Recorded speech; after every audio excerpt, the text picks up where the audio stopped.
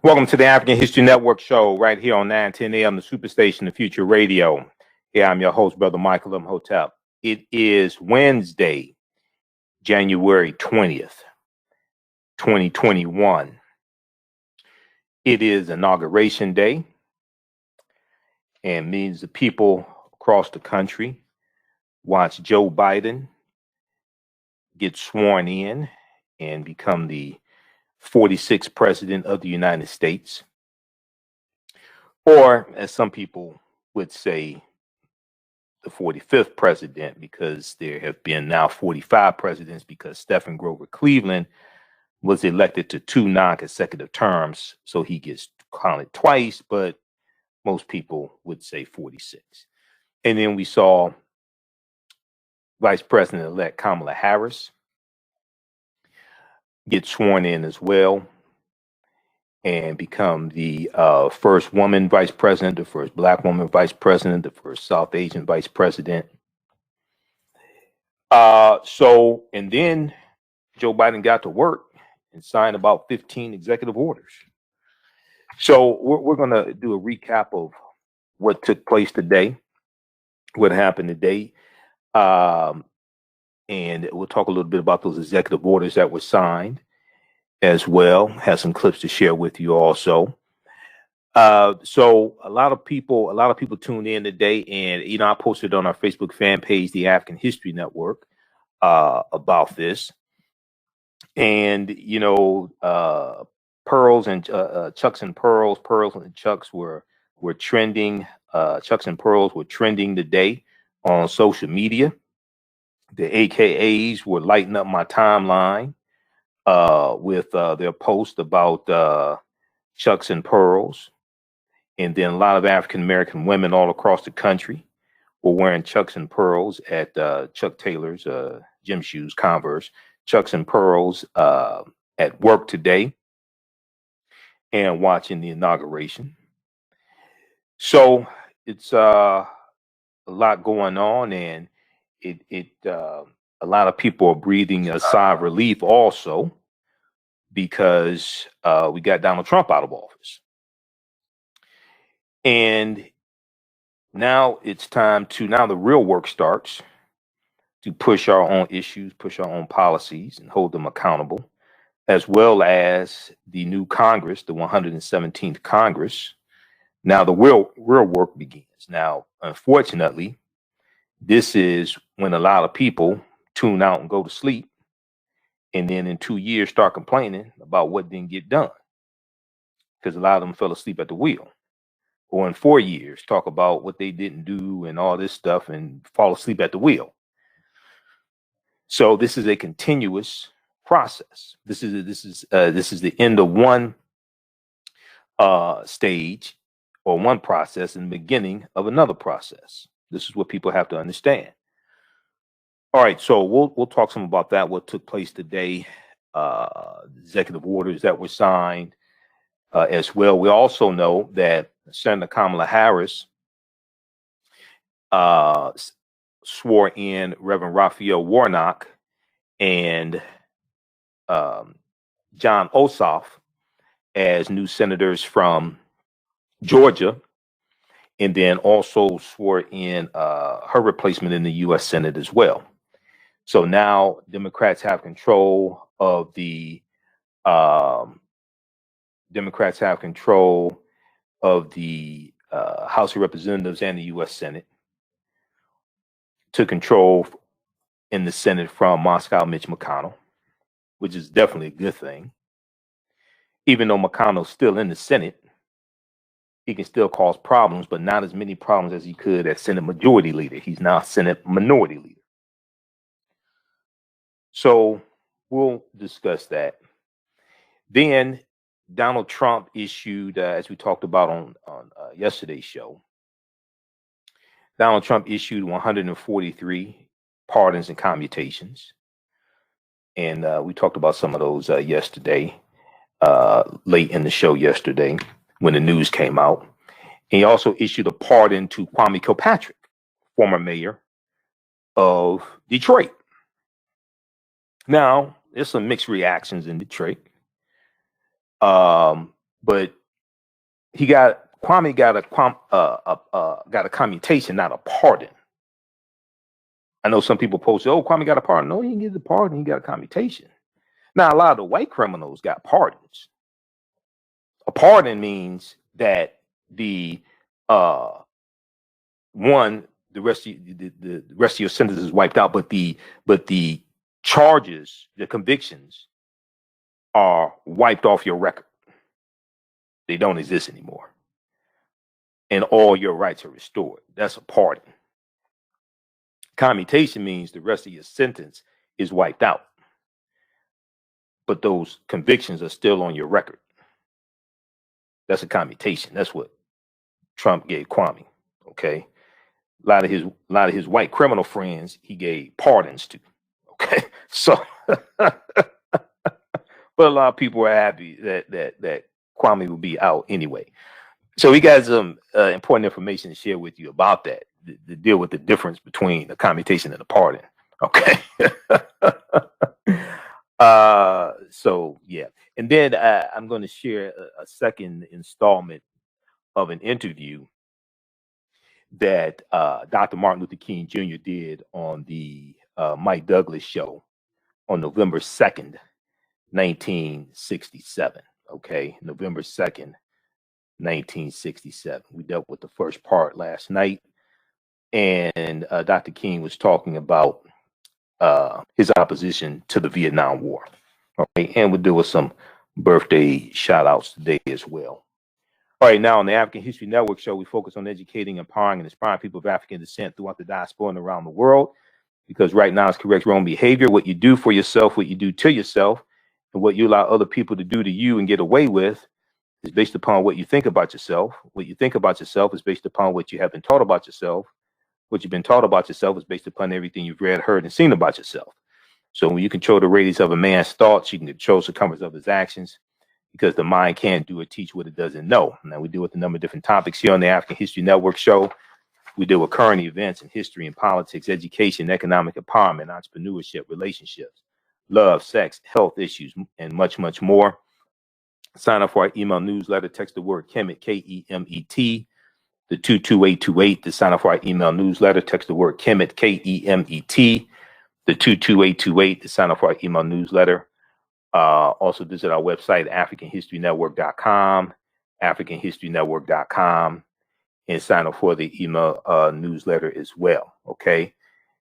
And somebody asked, "Can you spell that for me?" What data are you referring to? I'm not sure what you're referring to. Who said that? Can you spell that for me? Francis. I'm not sure what you're referring to, Francis.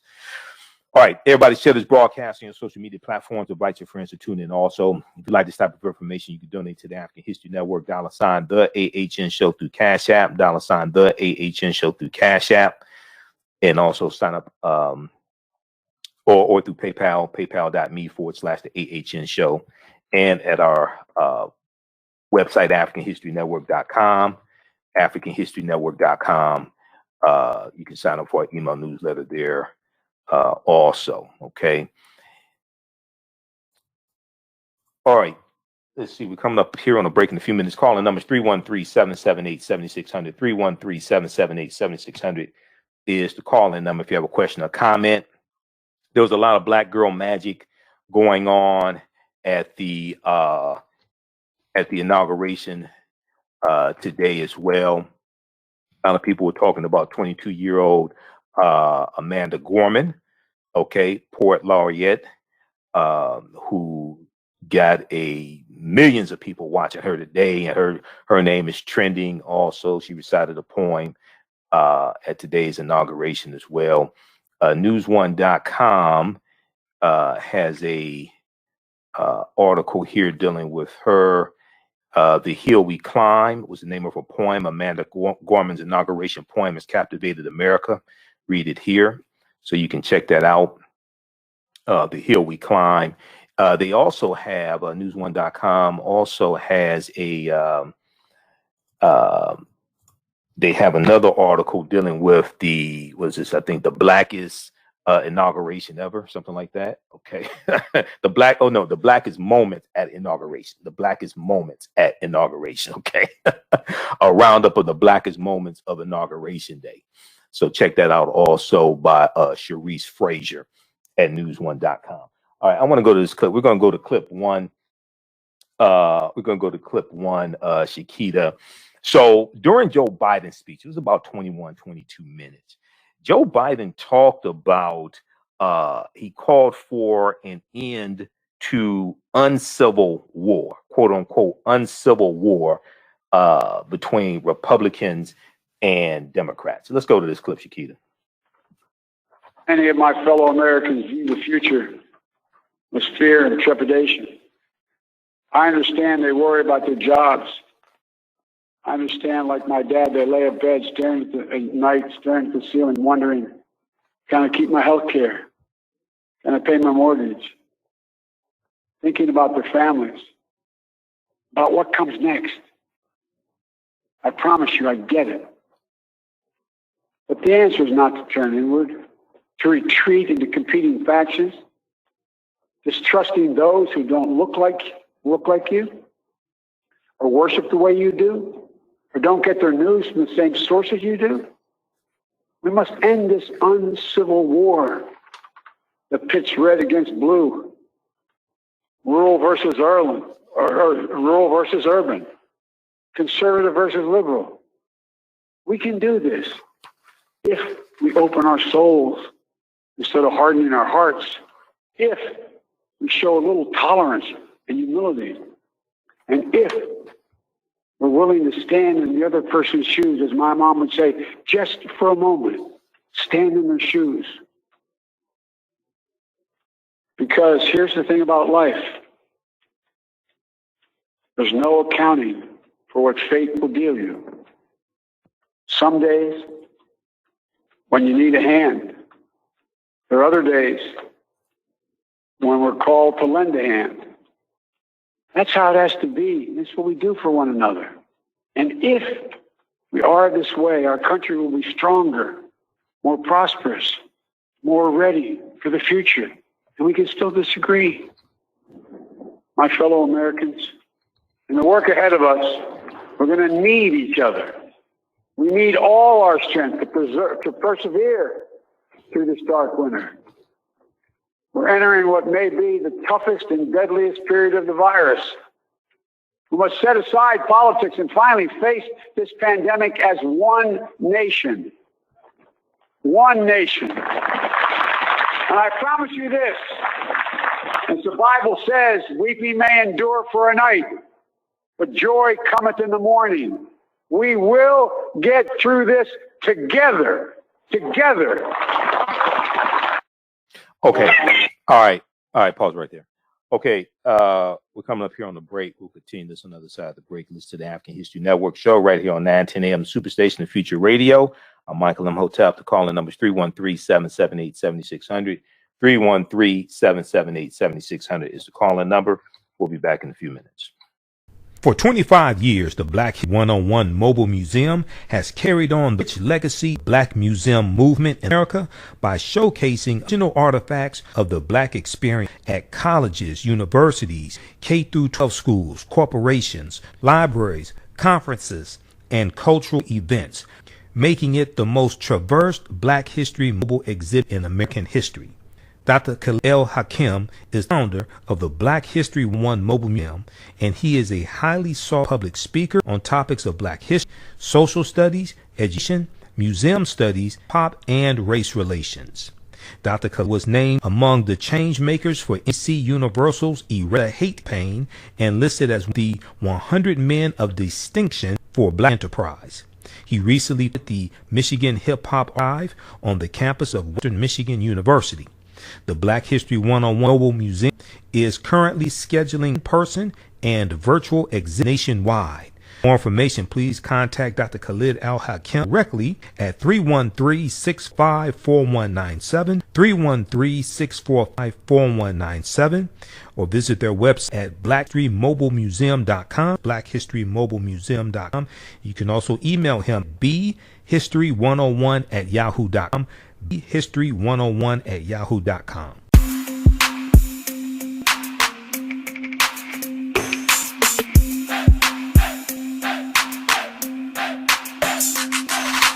Are you getting ready for fall or winter? We have the solution for all seasonal clothing needs. Comedicwear.com is the go-to online source for Comedic African fashion and lifestyle products with a contemporary twist.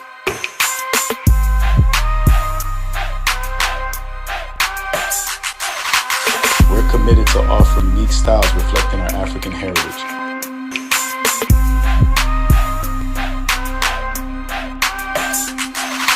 Comedicwear.com is inspired by ComedicScribes.com to influence our people in learning and showing pride. Please visit our website at comedicwear.com.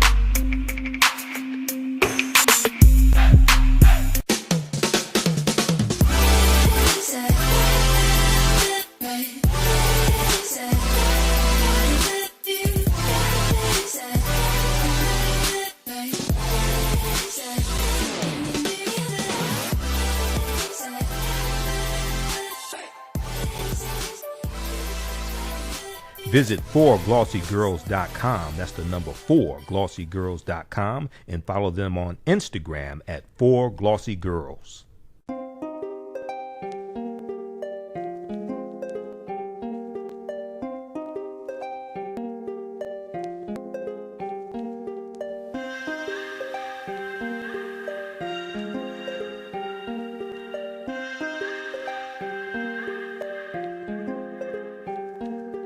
Black Bees products are a collection of natural, organic, personal care products with an appreciation of nature and bees.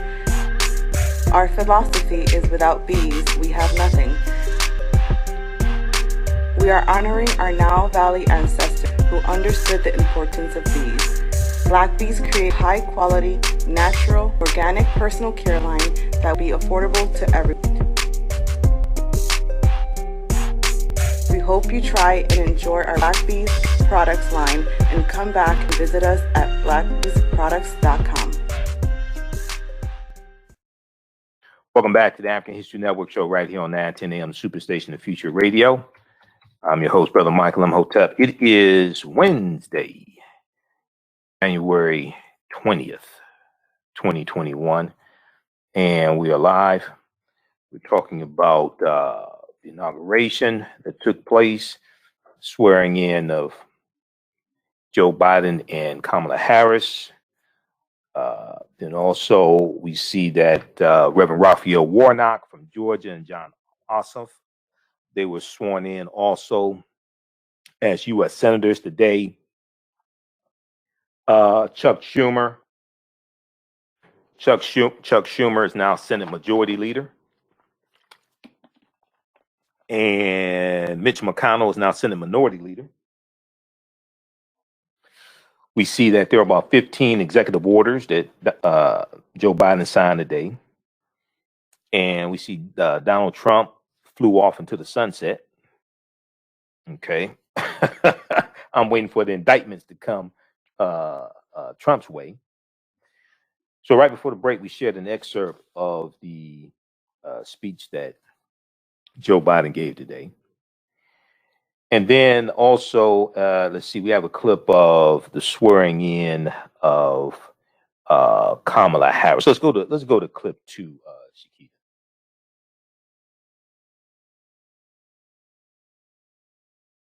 You are all about to be part of America is a historic moment of firsts. Good evening. To administer the oath to our first African American, our first Asian American, and our first woman vice president, Kamala Harris, it is my great privilege to welcome to the inaugural stage the first Latina to ever serve on the Supreme Court of the United States of America, Justice Sonia Sotomayor. Ladies and gentlemen, remain standing for the oath of office, followed by musical honors.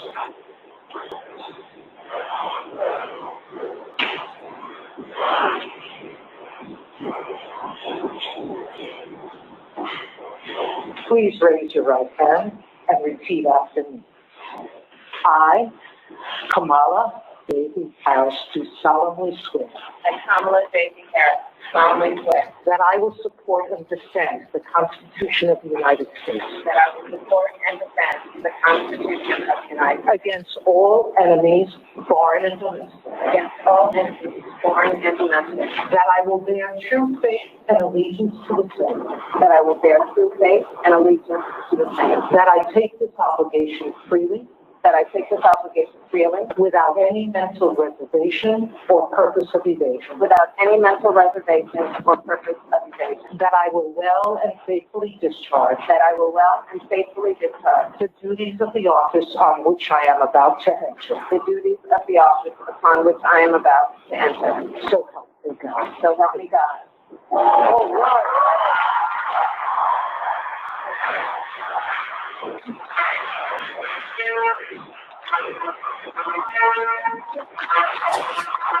All right. All right, pause right there. I just sent you pause right there, Stephen. Pause it right there. All right, thank you. Okay, I just sent you another clip. Kamala Harris' first speech as vice president. Okay, so at noon today, we know Joe Biden was sworn in as the nation's 46th president, completing a tumultuous transfer of power in a time of unprecedented troubles for the nation. And also, we see Kamala Harris was sworn in as well. With new First Lady Jill Biden by his side, Joe Biden took his oath of office using a Bible that has been in his family since 1893. Then on the west front of the U.S. Capitol, the site of a deadly insurrection just 2 weeks ago, Joe Biden issued a call to unite a bitterly divided America. He said we must end the uncivil war that pits red against blue, rural versus urban, conservative versus liberal. We can do this if we open our souls instead of hardening our hearts. Joe Biden condemned the violence at the Capitol on January 6th when pro-Trump supporters invaded the building and delayed the congressional confirmation of Biden's victory. That confirmation, that certification by the joint session of Congress is mandated by the U.S. Constitution, as we said before. Biden said, here we stand just days after a riotous mob thought they could use violence to silence the will of the people. It did not happen. It will never happen. Not today, not tomorrow, not ever. So as Biden took the oath of office, he's confronted with crisis on multiple fronts. Most immediately, the COVID-19 pandemic that has claimed over 400,000 lives in the U.S. and Congress has to push through that $1.9 trillion coronavirus bill that he's proposing. In his first act as president, Joe Biden asked the nation to join him in a moment of silence for the victims of COVID-19 and their families. Moments before Biden took his oath, Vice President Kamala Harris made history as well. First Black woman, first South Asian woman sworn in as vice president. There was, however, a conspicuous absence in the crowd. We know Donald Trump was not there. Michael Cohen said weeks ago that Donald Trump would not be at the inauguration, and he wasn't. And I don't think anybody really missed Donald Trump there. We know Vice President Mike Pence, former Vice President Mike Pence, was there, and he was welcome to attend. So before departing, Vice President Mike Pence shared a moment with new Vice President Kamala Harris on the steps of the Capitol. This was a scaled-down inauguration that was under heavy security, as we all know. So Barack Obama was there, Michelle Obama. I'm not going to get into all the fashion and stuff like that. You can read that online. I don't have this a 1 hour show. I don't have time to get to all the fashion. Michelle Obama did look good as hell with a mask on. Okay. I was like, damn. But anyway, all right. So there were 25,000 National Guard troops providing security after the FBI warned of more potential threats in the aftermath of the attack on the Capitol. Michelle Obama was wearing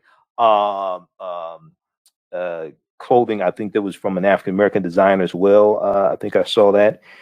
All right, so yeah, there were celebrities there, Jennifer Lopez, all this stuff. Okay, didn't get past all that. Amanda Gorman, 22-year-old, became the African American woman, beautiful brown skinned sister with braids, became the youngest poet to perform at a presidential inauguration.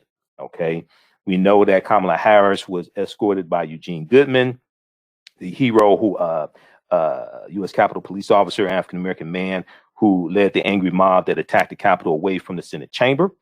Goodman has been promoted to acting deputy House Sergeant at Arms also. Let's see. Okay.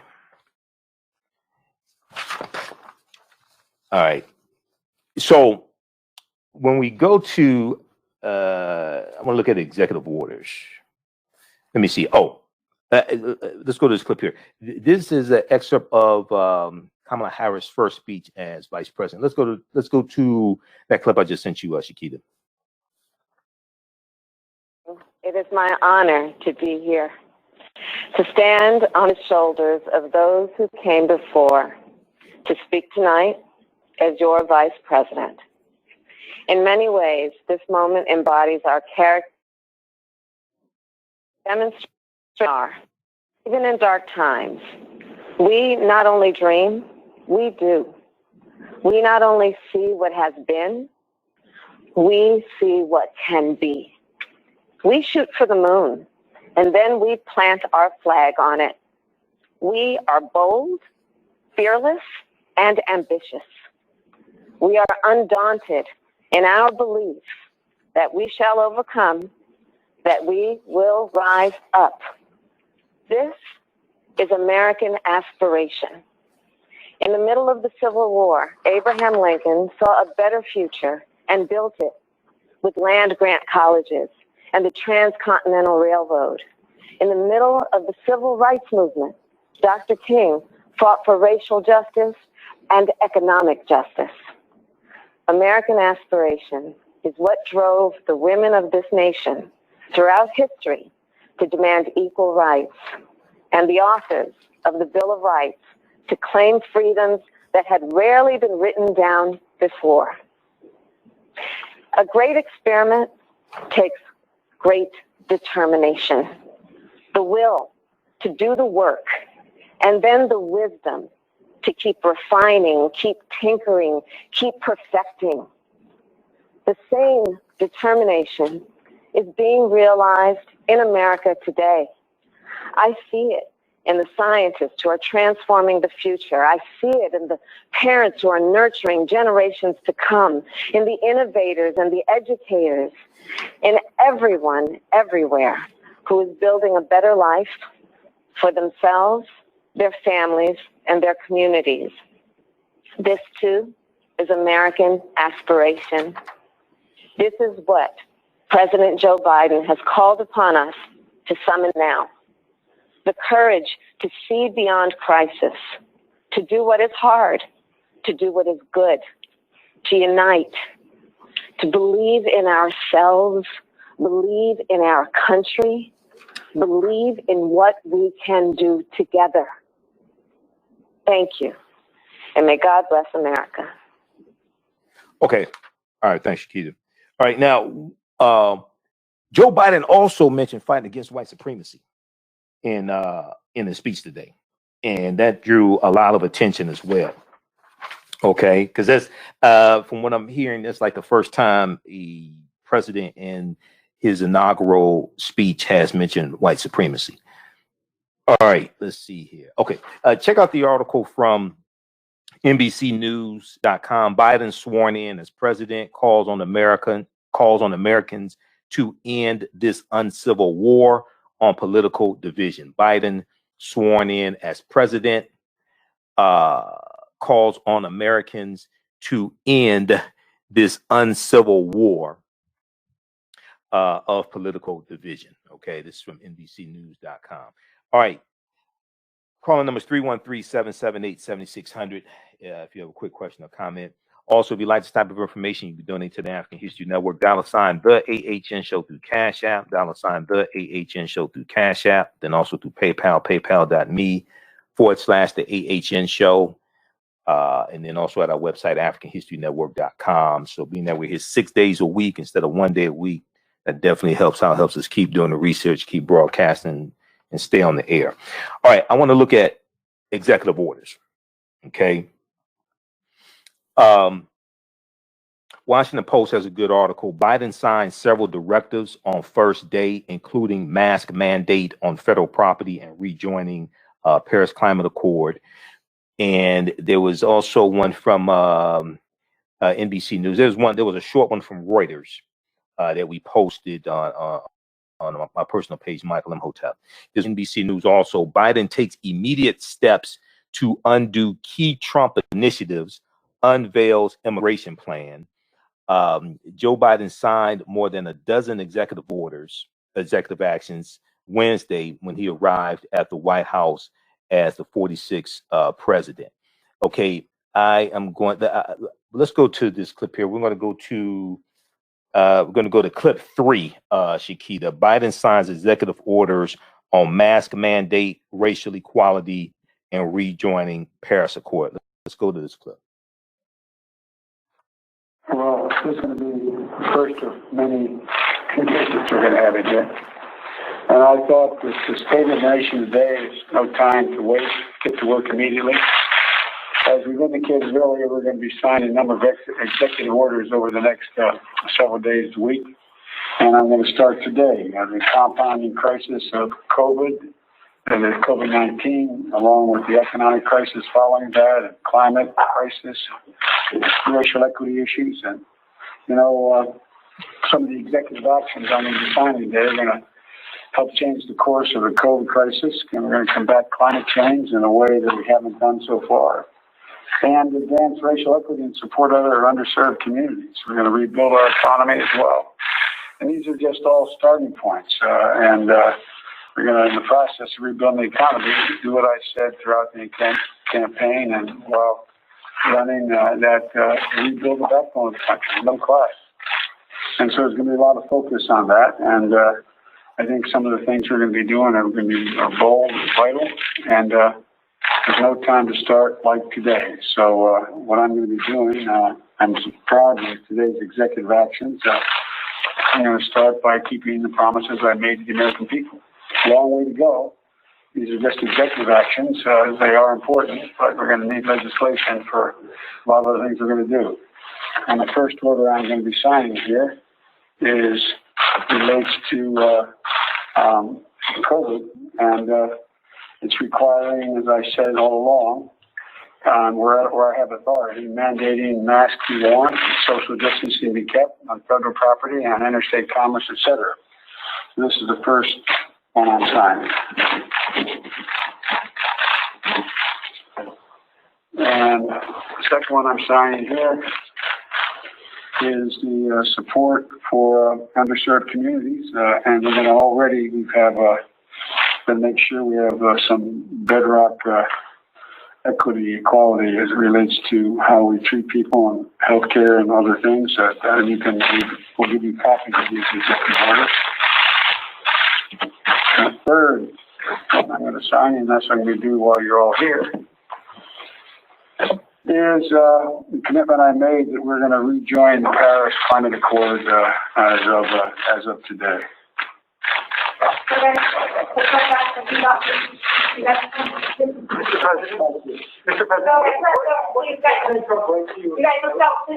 President wrote a very generous letter.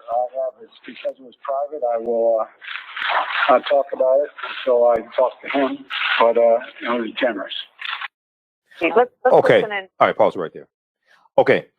That's from MSNBC. Biden signs executive orders on mask mandate, racial equality, and rejoining Paris Accord. I'm trying to get some more information on details of the executive orders, because the clip here, the link in the article from NBC News for the executive orders at whitehouse.gov, it says page not found.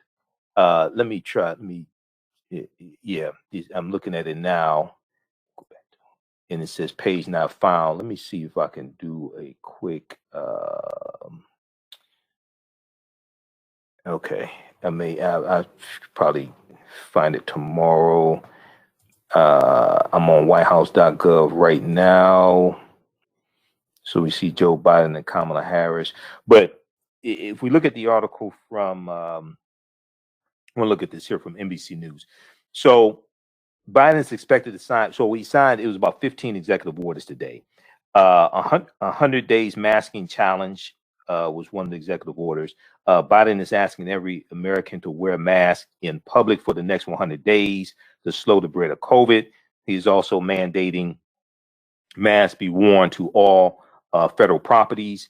Next, easing pandemic burdens. Biden is asking the CDC, Center for Disease Control and Prevention, to extend the federal moratorium on evictions until at least March 21st, 2021, until at least March 21st, 2021, and requesting the Department of Education extend the pause on student loan payments until at least September 30th, 2021.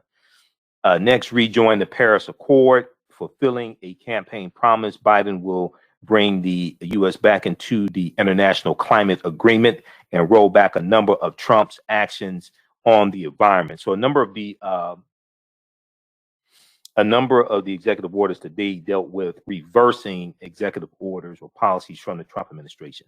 Next, racial equality. This order is aimed at, quote, rooting out systemic racism and other barriers to opportunity from federal programs and institutions. That executive order also did away with Trump's 1776 commission. It also did away with Trump's 1776 commission, which has been condemned by many mainstream historians as an effort to rewrite America's history on racism and slavery. We talked about the 1776 commission on yesterday's show. Okay, the 1776 report that the Trump administration released on Dr. King Day, right? So we talked about that on yesterday's show. And then Joe Biden has, they've taken that off of, this is a 45-page report. They've taken it off of whitehouse.gov, and Joe Biden dissolved that commission also. There was an article from CNN that talked about that. I'm going to try to pull that one up here.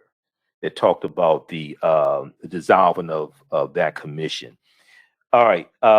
Preserve DACA. With this order, Biden will protect the Obama-era program that prevents some 700,000 so-called dreamers who were brought to the U.S. illegally as children from deportation. Biden is also proposing a sweeping immigration reform bill with an 8-year pathway to citizenship for undocumented immigrants and stopping construction on Trump's border wall. So one of the executive orders today also stopped the construction on Trump's border wall, ending the travel ban. This executive order will undo another of Trump's earliest orders by putting an end to the ban on travelers from several Muslim majority countries. Then another executive order dealt with preventing sex-based discrimination. This order prohibits, quote, workplace discrimination on the basis of sexual orientation and gender identity, end quote. All right, now, okay, so there was one from, we'll have more information on the executive orders on tomorrow's show once I could get this information from whitehouse.gov. Let's see here. Very quickly, if we look at CNN.com, we look at the article from CNN.com dealing with the 1776 report, the removal of it. Is from Wednesday, January 20th, 2021. Biden rescinds 1776 commission via executive order. Biden rescinds 1776 commission via executive order. And let's see here. And I hate these articles from CNN. President-elect Joe Biden on Wednesday issued an executive order to dissolve the 1776 commission. A panel stood up by Donald Trump as a rebuttal to schools applying a more accurate history curriculum around slavery in the U.S. Biden's transition team announced Wednesday. it was, as we talked about on yesterday's show, the 1776 report, and the 1776 is when the Declaration of Independence was signed. That was, this is basically looked at as a rebuttal to the 1619 project. And even though the 1619 project is flawed, like we said yesterday, still this 1776 report is just ridiculous. Okay. But it's been rescinded. The commission has been dissolved. But you can check out this article here from CNN.com. Let's see here. Let me scroll down very quickly here. So the commission has been formed as a parent counter to the New York Times 1619 project, a Pulitzer Prize-winning project aimed at teaching American students about slavery that Trump speaking last fall had called toxic propaganda. So Donald called the 1619 project toxic propaganda. And usually when you have people like that, see, he didn't want to deal with the history of slavery. Didn't want to talk about that at all. Wanted to preserve Confederate monuments, preserve Confederate statues, military bases named after Confederate soldiers, things like this. Okay. And as I said, the 1776 project was released on Dr. King Day. In its report released Monday, the commission asserted that, quote, the civil rights movement was almost immediately turned to programs than counter to the lofty ideas of the founders, quote, specifically criticized affirmative action policies and arguing that politics are, quote, the opposite of the King's hope that children would live in a nation where they would not be judged by the color of their skin, but the content of their character. Okay, nonsense like that. And as I said, yes,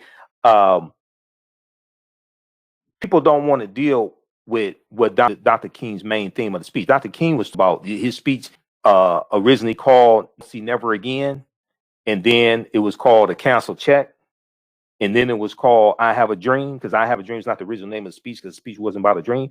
Dr. King was talking about dismantling white supremacy and racism.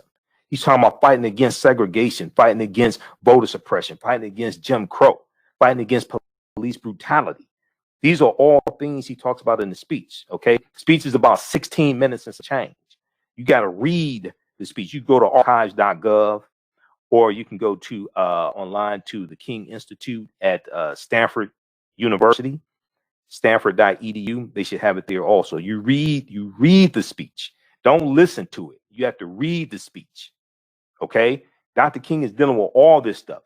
When people try to distract and talk about a dream, they don't deal with any of those issues that Dr. King was calling America out on, and calling America out on her hypocrisy. And he was talking about holding America accountable for a promissory note given to us 100 years prior with the Emancipation Proclamation in 1863. And when we take that promissory note to the bank to deposit it or cash it, is marked insufficient funds. All right, so read the rest of this here for the sake of time. We have any callers, Shakita? Let me know. Read the rest of this article here from CNN.com. And so they dissolved the 1776 commission. Now, I don't know if they've already, I don't know if they've already planned to do this. So if it happens, I'm not trying to take credit for it. Okay. I think the Biden and Harris administration should do a commission that deals with the real history of this country, something similar to the 1619 project, but much better, to actually deal with the real history of this country, because Americans are very ignorant of history. This is why you hear me talk about this study from the Southern Poverty Law Center, Teaching Hard History American Slavery, which documents how the history of slavery is being incorrectly taught in schools across the country. And they did surveys with about 1,000 high school seniors, but also about 1,700 social studies teachers across the country. And then it lays out all these recommendations on how to better teach the history of slavery in schools across the country. Okay, so I think they need to do need to put together a commission of historians to put together. So this was a 45-page report, the 1776 report. They need to do something like that to deal with the real history of this country, to educate people. Okay, HR 40 is not going to pass in the House of Representatives.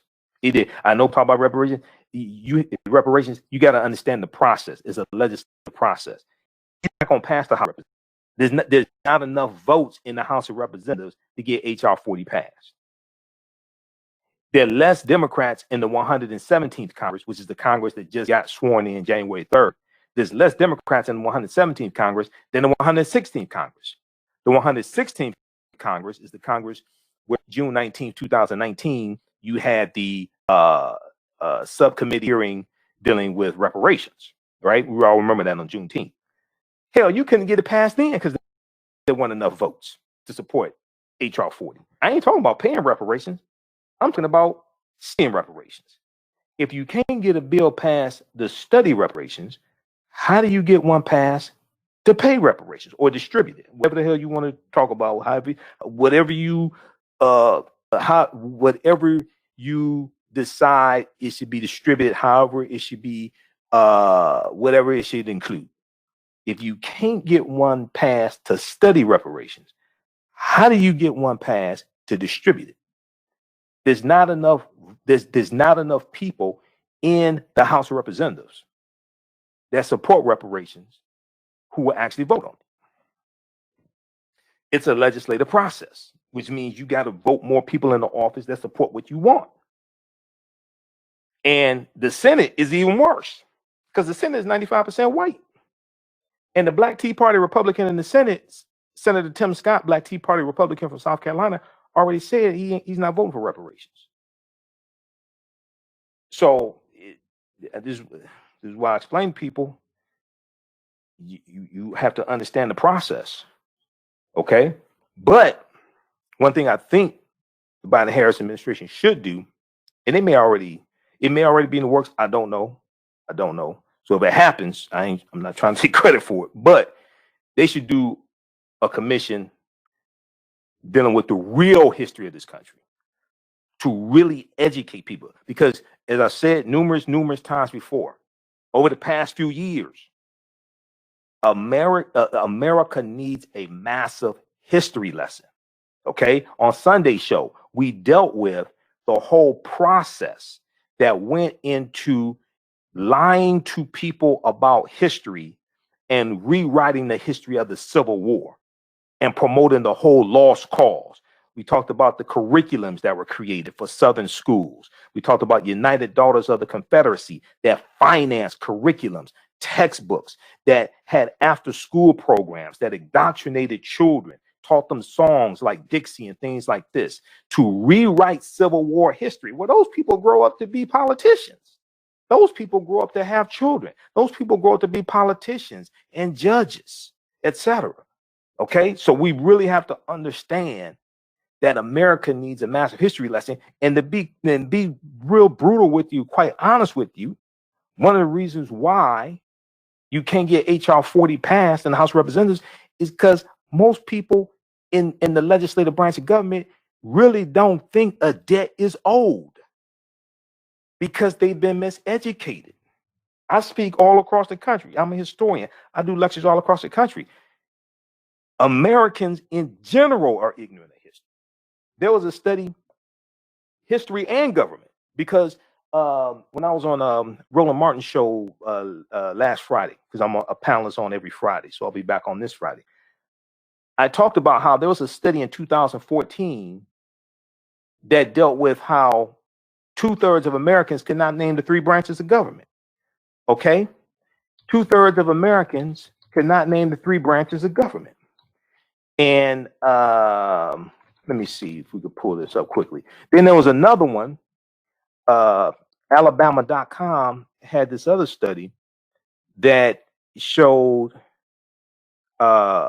20% of Americans cannot name 1 branch of government. Okay, so for instance, we look at this one here from AL.com. 1 in 5 Americans can't name a single branch of government. Okay, a recent survey. Now, this article is from September 19th, 2019. Now, the three branches of government, Senator Tommy Tuberville from Alabama recently could not name the three branches of government. I know a couple years ago, AOC, Alexandria Ocasio-Cortez, couldn't do it, but hell, she was 29. That's bad. But it's, you know, she was a bartender before, you know, so it's like, it's bad.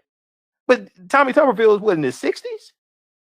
And he's a U.S. senator and couldn't name the three branches of government? A recent survey found many need to go back to civics class, but civics has been taken out of school. Annenberg Public Policy Center's Civic Knowledge Survey found only 2 in 5 adults, or 39%, could correctly name the three branches of government: executive, legislative, judicial. That figure was the highest in 5 years, up from 32% last year. This article's from 2019. See, we don't understand how stupid people are in Congress. Really, these are the people that got to vote on reparations. This is what I'm trying to explain to people. We have to understand the process. A lot of people don't want to deal with the process. They just want to deal with, you know, whatever. All right, we're out of time here. Those watching on Facebook and YouTube, keep watching. We're going to keep broadcasting. Our Facebook fan page, The African History Network, our YouTube channel, Michael Imhotep, Imhotep. We're out of time here on 19 a.m. Superstation. Right now, it's correct wrong behavior. It's not over till we win. Wakanda forever. We'll talk to you tomorrow night. Peace. Stand by. Stand by. All right.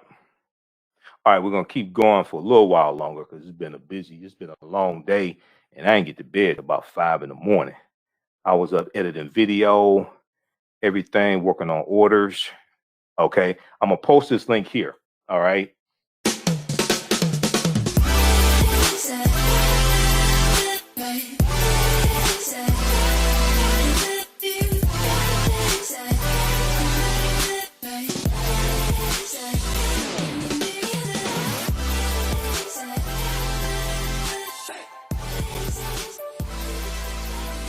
Visit 4glossygirls.com. That's the number 4glossygirls.com, and follow them on Instagram at 4glossygirls. For 25 years, the Black History 101 Museum has carried on the rich legacy of the Black music movement in America, showcasing original artifacts of the Black experience at colleges, universities, K-12 schools, corporations, libraries, conferences, and cultural events, making the most traversed Black History mobile exhibit in American history. Dr. Khalid El Kim is the founder of the Black History 1 Mobile Museum, and he is a highly sought-after speaker on topics of Black history, social studies, education, museum studies, and relations. Dr. Khalid was named among the changers for NBC Universal's Erase the Hate campaign and listed one of the 100 men of distinction for Black enterprise. He recently founded the Michigan Hip Hop Archive on the campus of Western Michigan University. The Black History 101 Mobile Museum is currently scheduling in-person and virtual exhibits wide. For more information, contact Dr. Khalid Al-Hakim directly at 313-645-4197, 313-645-4117, or visit their website at blackhistorymobilemuseum.com. That's blackhistorymuseum.com. You can also email him at bhistory101@yahoo.com, bhistory101@yahoo.com. With blackbusinesstee.com, the messages are clear and meaningful. Keep your business in the black and out of the red. Mind your Black business. Know your numbers and plan strategically. Black Business Boss, lead your industry. Support Black business. Encourage, patronize, and uplift one another. BlackBusinessTea.com currently has products sold in Detroit, Atlanta, Chicago, and Los Angeles, with proceeds returned to the Black community. They have a wide selection of hoodies, t-shirts, mugs, hats, sweatshirts that support Black-owned businesses. Visit the website blackbusinesstee.com. That's blackbusinesstee.com. Do you have an idea or business that requires app development or thinking of moving your IT resources to the cloud? We have post-paid and profit-sharing plans for unique ideas or profitable businesses. Who can take advantage of this unique program? Entrepreneurs with unique ideas, startups, small to medium businesses. Contact us 267-209-0352. Visit nomadicsystems.net, nomadicsystems.net today. Soul Natural Beauty Products offers organic, plant-based skin and hair care products that will rejuvenate skin and naturally grow and thicken hair. Their whipped shea butter can heal or restore damaged skin cells to prevent hyperpigmentation and skin breakouts. All products are made with organic plant-based ingredients. Their maximum hair growth oil is fortified with organic herbal extracts and undeniably proves that Mother Nature knows best. It thickens, lengthens, softens, and conditions all types of hair. They even guarantee hair improvement within 90 days or a full refund. Their all-natural 24-hour deodorant leaves the body smelling fresh without sweating for up to 24 hours. It does not stain fabric, goes on smoothly, and has a refreshing lavender and frankincense aroma. It can be used by men and even children. Place your order today at soulnaturalbeautyproducts.com. That's soulnaturalbeautyproducts.com, and follow them on Facebook at Soul Natural Beauty Products. Yeah, Dan Quayle couldn't spell potato. Okay, Vice President Dan Quayle, okay, to George Bush Sr. couldn't spell potato. See, my approach, my degree's in business administration, okay? In business school, we're taught how to solve problems. We're taught to understand systems, how to understand processes, how to solve problems. I don't keep going round and round and round in a circle dealing with the same thing. That's stupid. I don't deal with that.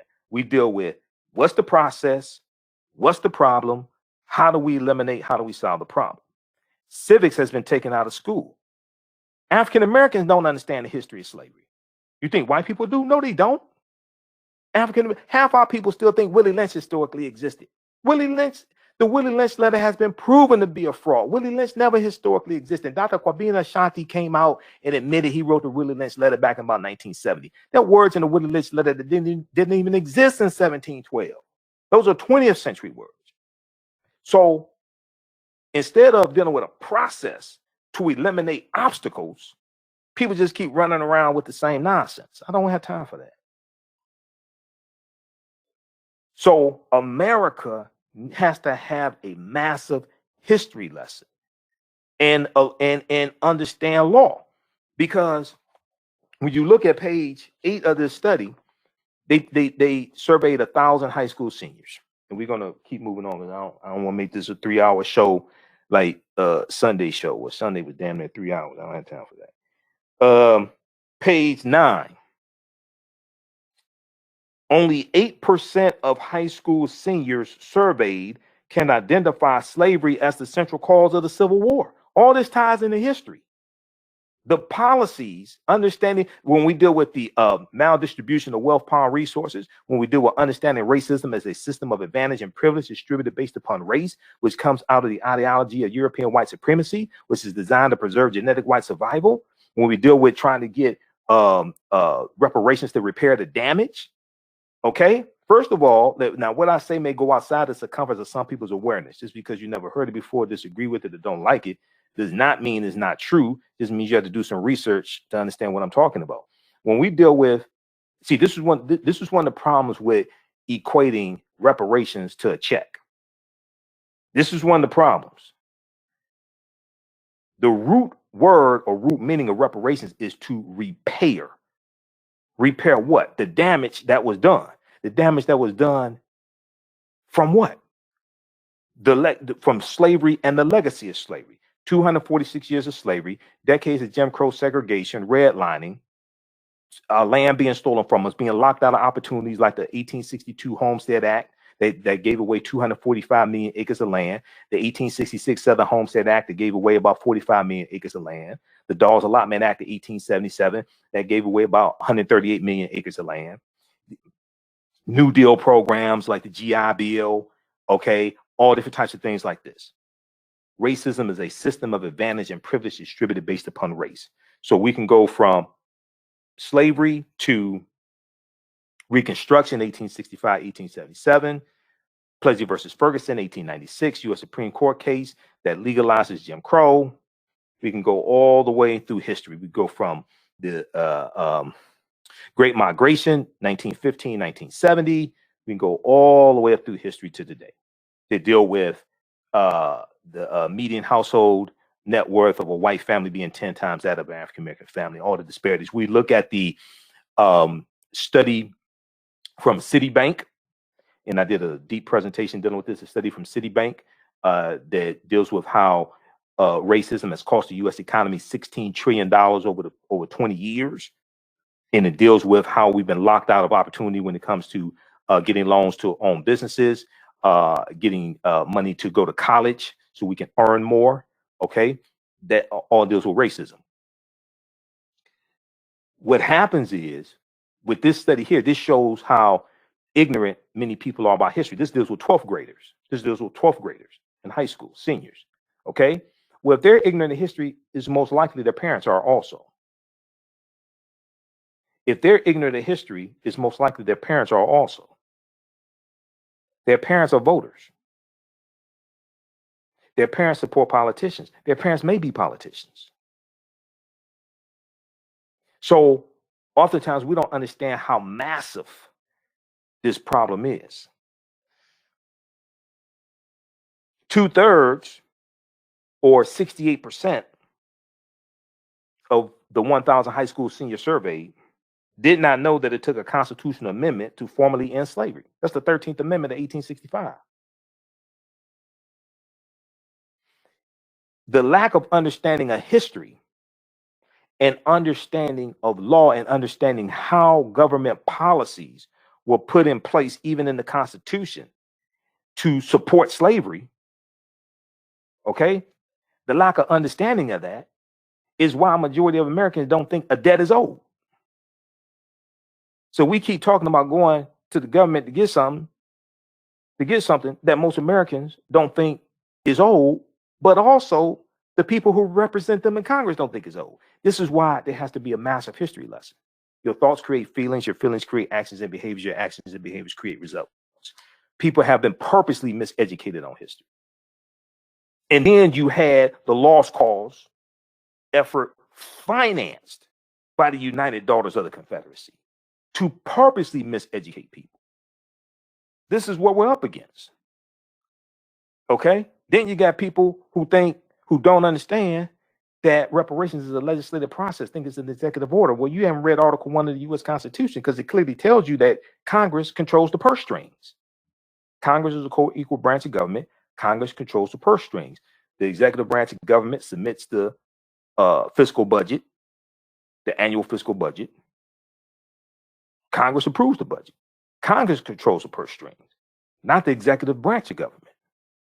The judicial branch of government is another check. 3 co-equal branches of government. This is basic civics. This is why the courts are so important, because the courts interpret the laws passed by the legislative branch of government, U.S. House of Representatives and U.S. Senate. This is why Republicans work so hard to get 225 federal judges confirmed under Trump. That was more important to them than passing the coronavirus bill. And so the day after they got Amy Coney Barrett confirmed to the U.S. Supreme Court, and Trump got 3 Supreme Court justices confirmed, 1/3 of the Supreme Court justices Trump got confirmed, the very next day, Mitch McConnell sent the U.S. Senate on another recess, and still haven't passed the coronavirus bill. They eventually passed that $908 billion scaled down bill, which is scaled down from the $3.4 trillion bill that Democrats in the House of Representatives passed May 15th, 2020. But politics is the legal distribution of scarce wealth, power, and resources, and the writing of laws, statutes, ordinances, amendments, and treaties, their adoption, interpretation, and enforcement. This is what politics is. Politics impacts every aspect of our lives. from the water we drink to the air we breathe to the food we eat. We're dealing with laws, policies, etc. So we have to understand how all this comes together. All right. Now,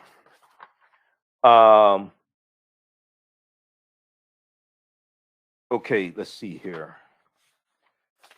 So we'll have more information on executive orders tomorrow. Now, there was an article from Washington Post here, and I'm trying to consolidate all this. Biden signs executive orders as Democrats take control of the Senate.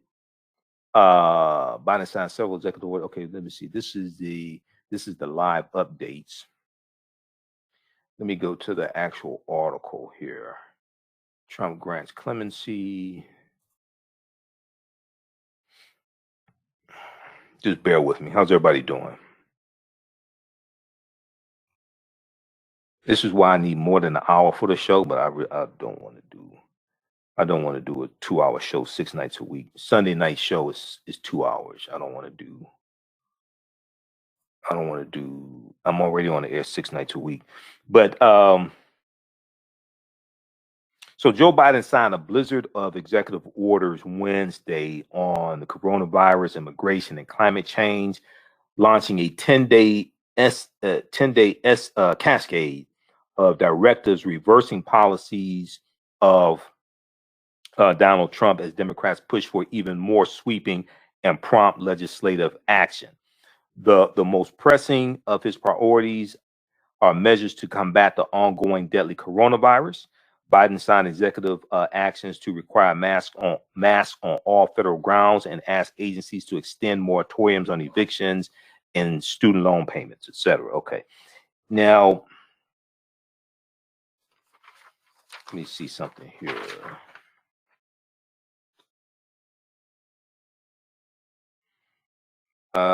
Also, I watched the White House press secretary briefing that Jen Psaki did today. And that was the first time in about 2 years I watched I could watch a White House press secretary briefing without cursing. Because when Sarah Huckabee Sanders used to do them, oh my God, I had to stop watching. Oh my God. And then Kelly McEnany, that dumbass. But this was the first one. I mean, I watched the whole thing, didn't cuss one time. It's amazing when you have somebody has some sense and it's not standing up there just telling a bunch of lies. All right, let's see here. There was you know what? This I think this one from NBC News. Just bear with me, because I have a bunch of articles here. This one in.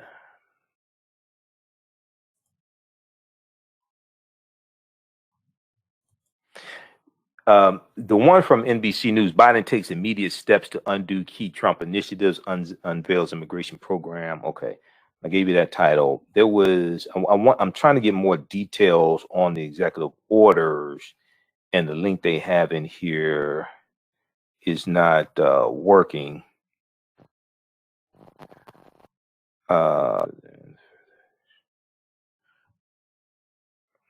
Okay. We'll have more information about that tomorrow. When I can get more information on it. All right. Now, 143. Trump did 143 commutations and pardons and commutations, total of 143. And the other thing. So early in the show, I said that now it's time to really go to work. After all the pomp and circumstance, after the swearing in, now it's time to go to work and hold the Biden-Harris administration, as well as the 117th Congress. Hold them accountable. We have to organize, push these policies through the House of Representatives, push it through the Senate, get executive orders signed, things like this. Okay, so we're going to be covering this each day. This is why we have to organize and educate ourselves on the issues, educate ourselves on the policies, educate ourselves on what is the process. We need to study the rules of the U.S. Senate, understand unanimous consent, because unanimous consent blocks, a lot of bills get blocked based upon unanimous consent. Understand the rules of the House of Representatives. understand what's the process to actually get bills passed. People keep asking for something, they don't know how to bring it to existence. This is part of the problem. All right.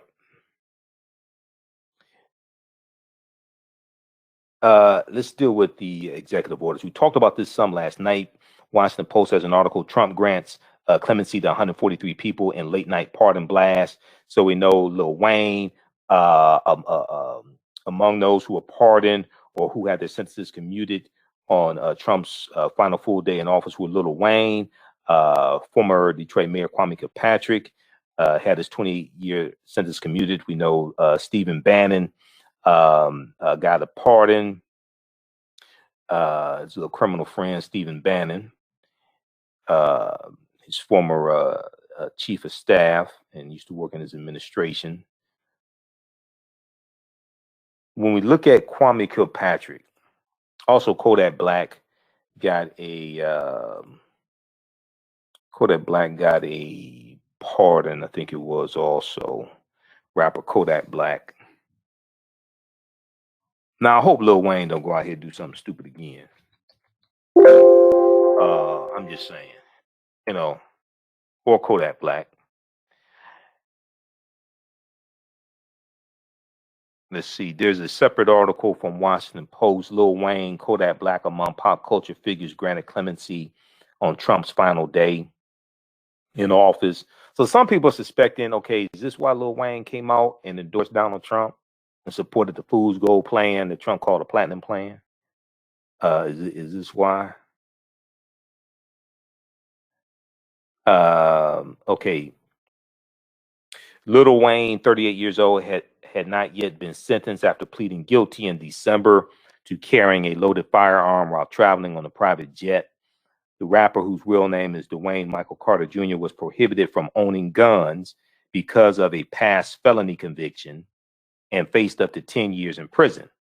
When Carter was charged in November, his attorney, Howard Srebnick, cited an appellate dissenting opinion written by Supreme Court Justice Amy Coney Barrett, arguing permanently barring a non-dangerous felon from gun ownership violated the Second Amendment.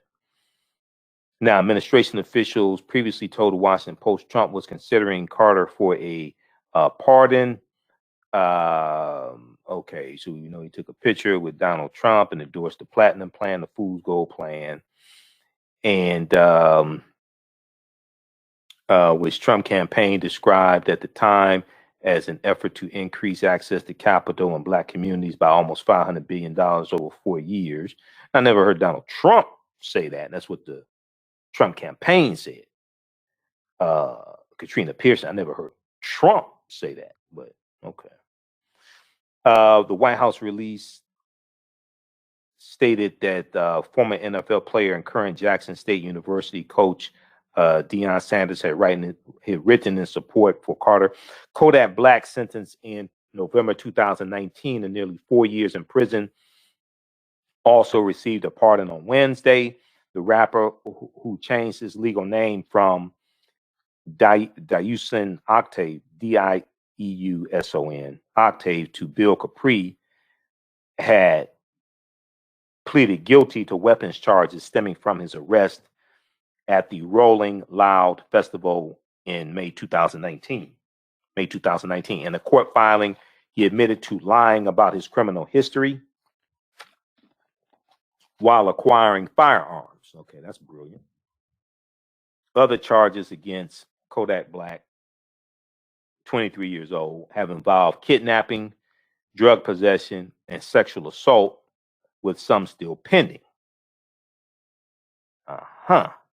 In April 2019, Associated Press reported that he had been charged with first-degree criminal sexual conduct for allegedly assaulting a high school student after a 2016 concert in Florence, South Carolina, and that he faced a maximum sentence of 30 years.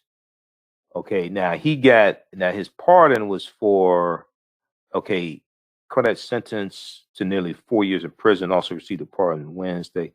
Okay, so I think the pardon that he got from Trump was dealing with the 4-year sentence.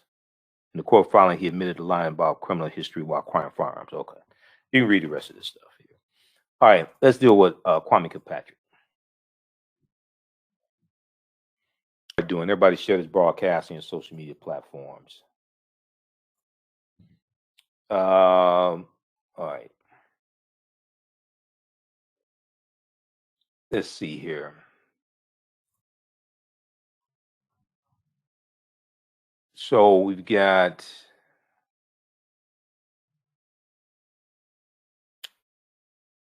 okay, WXYZ Channel 7 in Detroit has a story dealing with Kwame Kilpatrick, and then also Detroit Free Press.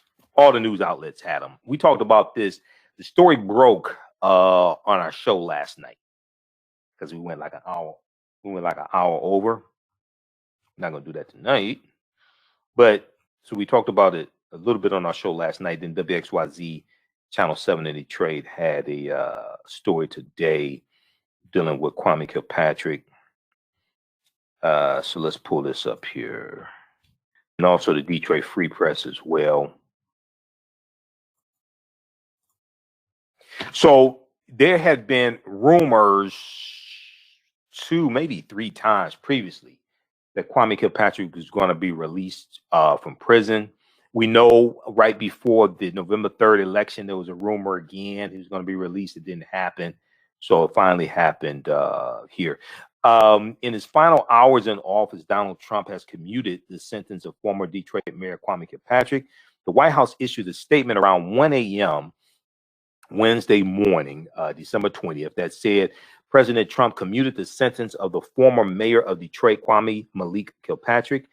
This commutation is strongly supported by prominent members of the Detroit community, Alveda King, Nisa Dr. King, Alice Johnson, who Donald Trump first gave a commutation to in 2018, then gave a pardon to the day after she spoke at the 2020 Republican National Convention. Y'all all remember that, right? Diamond and Silk, okay, 2 pillars of the African American community, Diamond and Silk. Pastor Paula White, who said it was going to be African angels to keep Donald Trump in office.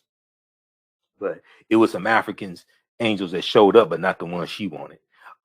Peter Kamanos, Representative Sherry Gay Dagnago of the Michigan House of Representatives, Representative Karen Whitsett of Michigan, of the Michigan House of Representatives, and more than 30 faith leaders.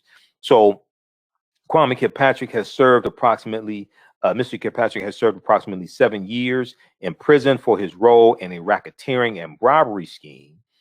While he held public office during his incarceration, Mr. Kilpatrick has taught public speaking classes and has led Bible study groups with his fellow inmates. That's a statement from the White House, the Trump White House. Kilpatrick, 49 years old, has served 7 years of a 28-year sentence on racketeering, extortion, bribery, and other charges related to several crimes when he was Detroit mayor from 2002 to 2008. Back in November, Ayanna Kilpatrick, sister of the former mayor, claimed her brother would get an early COVID-19 compassionate release from federal prison. That did not happen. Kilpatrick was not expected to be released from federal prison until January 18, 2037. So a lot of people in Detroit, are saying, well, it's not that he wasn't guilty, but 28 years is way too long. 28 years is excessive. Now, not on the list of pardons or commutations was his father, Bernard Kilpatrick, or his friend, Bobby Ferguson. Bernard Kilpatrick completed a 15-month sentence on a charge of subscribing false tax returns, or I think they mean submitting false tax returns, while Bobby Ferguson is still in federal prison after getting a 21-year sentence. In January, billionaire Peter Kamanos, a longtime friend of Kwame Kilpatrick, said he was working to get President Donald Trump to pardon the ex-mayor. Then in February, State Representative Sherry Gay Dagnago delivered a letter to Trump signed by pastors and mayors requesting the sentence be commuted. Okay, because Kwame Kilpatrick was not pardoned, his conviction stands, meaning under Michigan state law, he would not be able to run for office for 20 years after the conviction, which came down in 2013. Also, so the conviction stands. So with a pardon, as I said at the beginning of the show, pardon wipes out the conviction, erases it from your record. Okay. With a commutation, a commutation wipes out the rest of the time that you have to serve, but the conviction is still on your record. That's a commutation. All right. Current U.S. Attorney for the Eastern District of Michigan, Matthew Schneider, released a statement, and okay, he's referenced in the clip I'm about to play because the U.S. Attorney's Office was not too happy. So let's go to this clip here from WXYZ Channel 7. Let's just see. Let's cue this up. Granted, in recognition of the... Just a second here.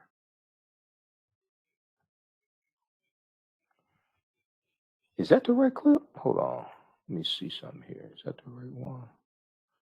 All right. We'll go to this in just a second. Stand by. Okay. So here's the thing. As Trump stated in the commutation, Kwame still has to pay the $4.7 million he owes the city of Detroit. We'll go there in just a second here. Stand by. Wait. Also today, big news coming from former President Donald Trump. He commuted the sentence of former Detroit Mayor Kwame Kilpatrick. In granting clemency, Trump concluded that Kilpatrick had paid his dues and that he was not a threat to society, but still required him to pay nearly $5 million in restitution. So what's next for the former mayor? Our team coverage begins with 7 Action News reporter Jim Kurtzner, who has that side of the story. Priority 1 will be reuniting with his family and his 3 sons. That's in other states. Here in Detroit, this is an election year. Kilpatrick can't run for mayor now, but he could influence the voters and back a candidate. Detroit Mayor Mike Duggan tweeting out this morning, Kwame Kilpatrick is a person of great talent who still has much to contribute. I know how close he is to his 3 sons, and I could not be happier for them being together again. This is a decision President Trump got right. The mayor declined an interview. Kilpatrick supporters say the former mayor is a force. If he weighs in, he's going to have impact, and the current mayor knows that. And so that's why even he said that the president made the right decision. President Trump does not. So that was Sherry Gate Nago, Michigan State Representative, speaking. Is she still in? I think she's okay. Let's go back to this. Not let Kilpatrick walk free and clear. Trump leaves intact $4.7 million in restitution, $2,500 in a special assessment, and 3 years supervised release, probation in the federal system, which will include conditions. Do you want him to pay? Absolutely. Absolutely. I mean, he robbed the money from the people of the city of Detroit. He stole the money from the city. He should pay every dime of it back. Trump also. So that's U.S. Attorney in Michigan, Matthew Schneider, who just spoke. Sherry Gay Nago, former Michigan State House of Representatives. Wrote in the clemency order that the ends of justice do not require Kilpatrick to stay in prison until his projected release date of 2037. Trump said the safety of the community will not be compromised if Kilpatrick is released. In 2010, Michigan passed a constitutional amendment that bans convicted public officials from running for state or local office for 20 years. Kilpatrick has 13 more years to go. I would like to see him any leadership capacity that he would like to be in. He could run for Congress now, as a matter of fact, because that is not a federal ban. The next election for Congress is next year, 2022. In downtown, Jim Kurtzner, 7 Action News. Thank you so much, Jim. Okay, so that's from WXYZ Channel 7 in Detroit. And I think there was another story they had. Okay, let's go to this. Okay, wait for that to queue up. Just a second here.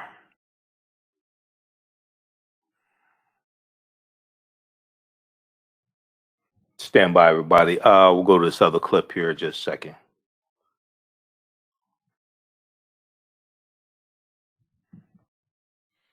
Okay, this is from this article is from January 20th, 2021, WXYZ Channel 7 in Detroit.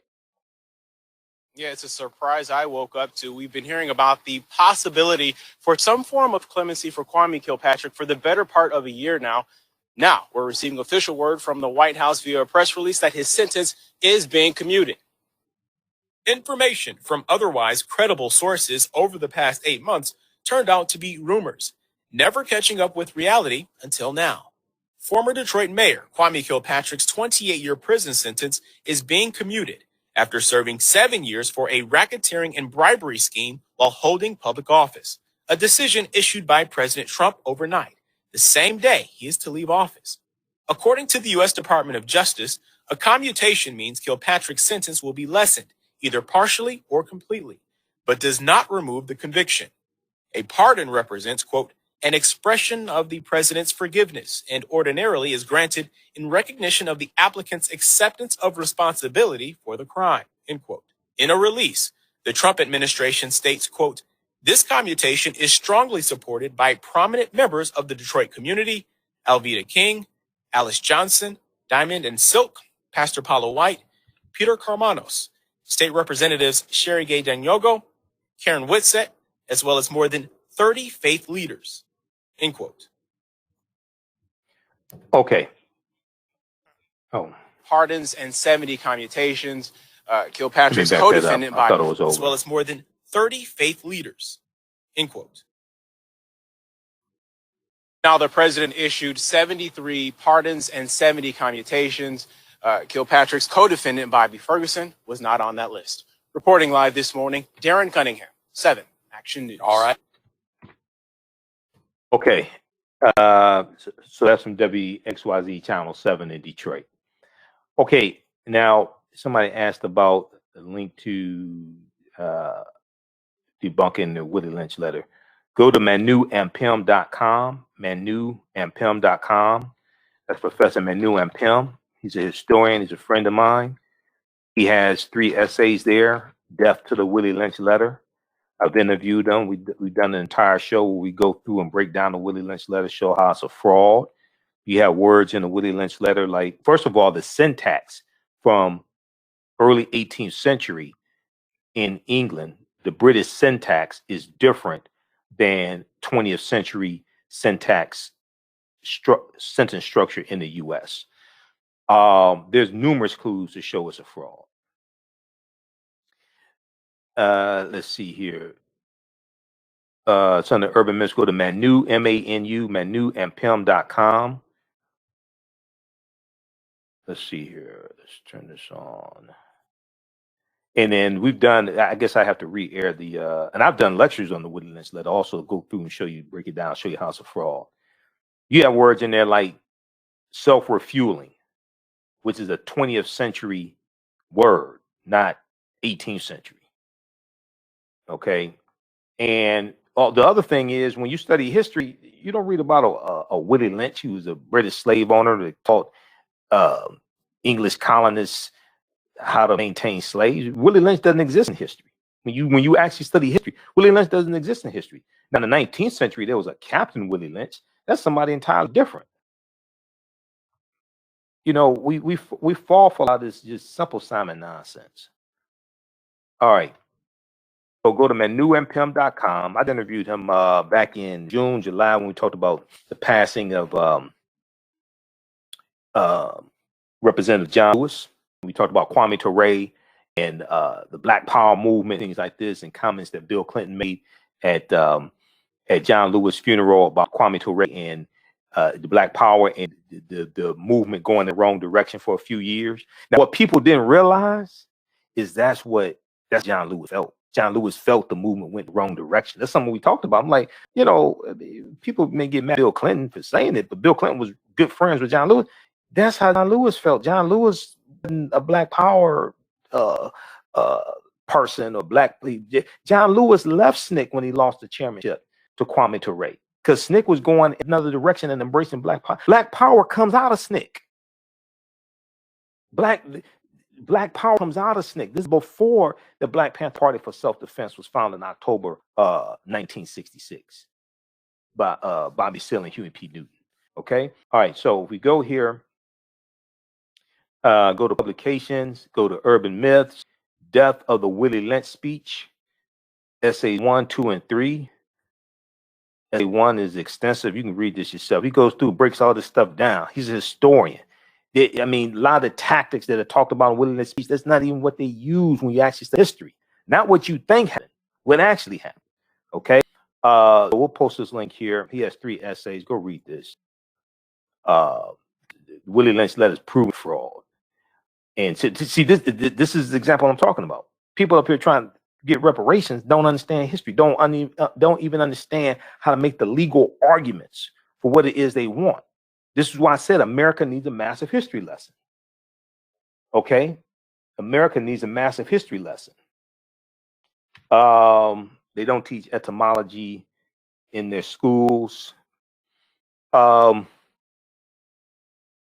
Maybe not in vocabulary class when maybe not necessarily teach it as a separate class, but you go to the dictionary. If your children have vocabulary in their language arts classes, when they go to the dictionary, first of all, get a dictionary that deals with the etymology, the word origins. Okay. And if you go to Merriam-Webster online, when you look up definitions of the words, they have the etymology of the words there also. Okay. All right. Let's see here. Okay, so everybody check all this stuff out here.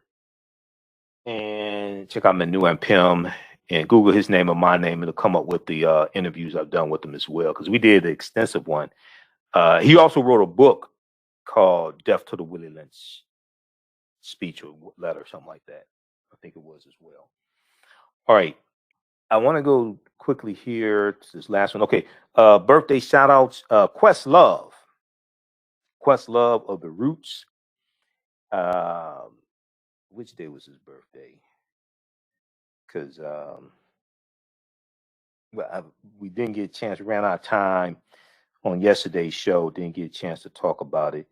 January 20th, 1971. Okay. So Questlove turns 50 years old today. Musician and music journalist Amir Khalib Thompson. He is the drummer and joint frontman for the Grammy Award-winning band The Roots.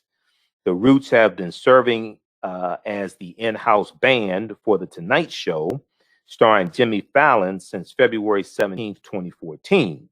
Questlove is also one of the producers of the Broadway musical Hamilton. He is the co-founder of OK Player and OK Africa. Additionally, he is okay. So those are publications. I didn't know Questlove. So when I saw this today, I just found out that Questlove was the co-founder of that. OK Africa is a Nairobi-based. Crime is the first example of streaming platform. OK Africa is a digital media platform dedicated to African culture, music, and politics, founded in 2011 by Vanessa Ruble, Wruble, and Jenny Suss, Suss, as a sister site to the Roots frontman Questlove's OK Player. The site has become a popular destination for Africans on the continent in the diaspora, OK Africa. Because I've read articles before from OK Africa also. And then also OK Player as well. All right. So let's turn on the screen share quickly here. So these are some good things that he's doing. OK Africa. I get a lot. I read a lot of articles from face-to-faceafrica.com also. But OK Africa does more with music, arts, things like that. OK Africa. Okay. So you can check this out, okafrica.com.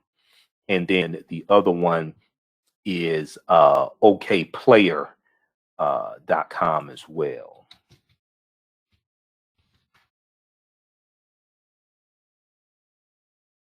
Okay, okplayer.com. Yeah, because I've read content from them also.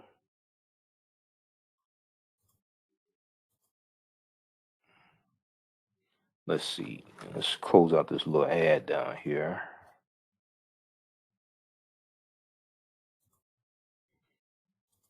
Let's look at okplayer.com.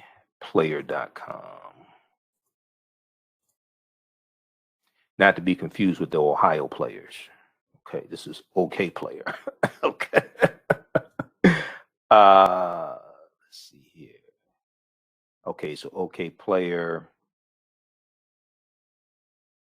Some content. They're talking about Sade Sade and Kamala Harris and Black designers for Inauguration Day.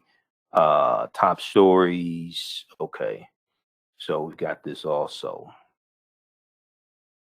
Okay, MF Doom. Remembering MF Doom. All right, so check that out.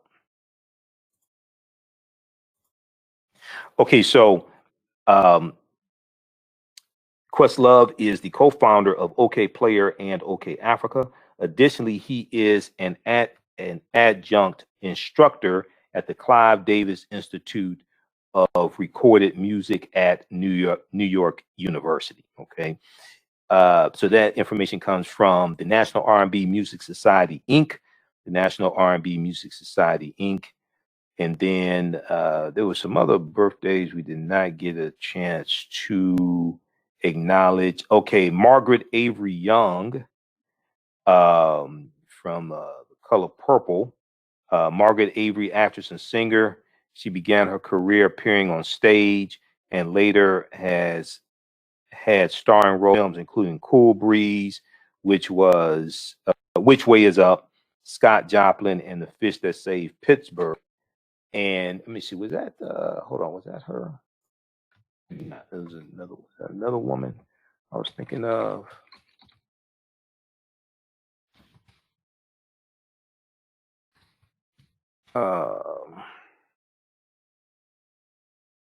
Yo, no, that's who. Yeah, that's who they said. They didn't mention Color Purple here.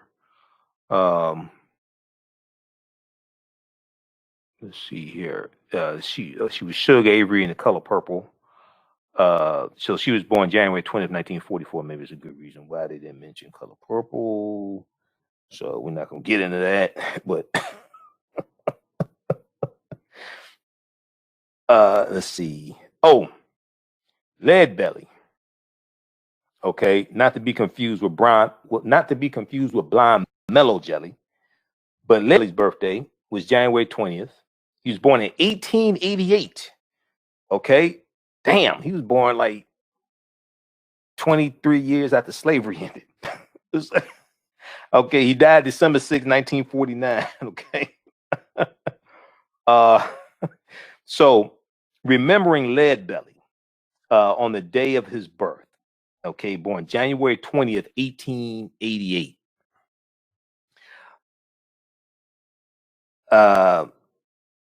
His name was Huddy William Ledbetter. Huddy William Ledbetter.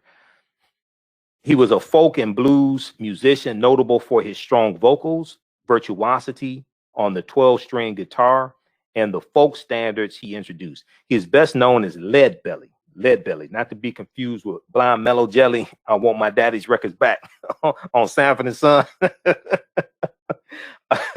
Though many releases credit him as Lead Belly, he himself, many releases credit him as Lead Belly as one word, Leadbelly, as one word. He himself wrote it as two words, Lead Belly, Lead, capital Belly, which is also the spelling on his tombstone and the spelling used by the Lead Belly Foundation. I never heard of the Lead Belly Foundation. Okay. Now, Lead Belly songs covered a wide range of genres and topics, including gospel music, blues, blues about women, liquor, prison life, and racism, and folk songs about cowboys, prison, work, sailors, cattle herding, and dancing. He also wrote songs about people in the news, such as President Franklin Delano Roosevelt, Adolf Hitler, John Harlow, Jack Johnson, first African-American heavyweight champion Jack Johnson, the Scottsboro Boys, and Howard Hughes. Lead Belly was inducted into the Rock and Roll Hall of Fame in 1988 and the Louisiana Music Hall of Fame in 2008. Okay, so and now he was born January 20th, January 20th, 1888. January 20th, 1888. He was born, and he passed away on December 6th, 1949. All right, so happy birthday also to the great Lead Belly. And then Angela Winbush. Now, we posted this on January 18th. Angela Winbush turned 66 on January 18th, and she was born in 1955. The singer, songwriter, musician who rose to fame in the 1980s. R&B duo, first with the R&B duo Renee and Angela, also scoring hits as a solo artist. To date, Angela Wimb has sold over 10 million albums and singles worldwide.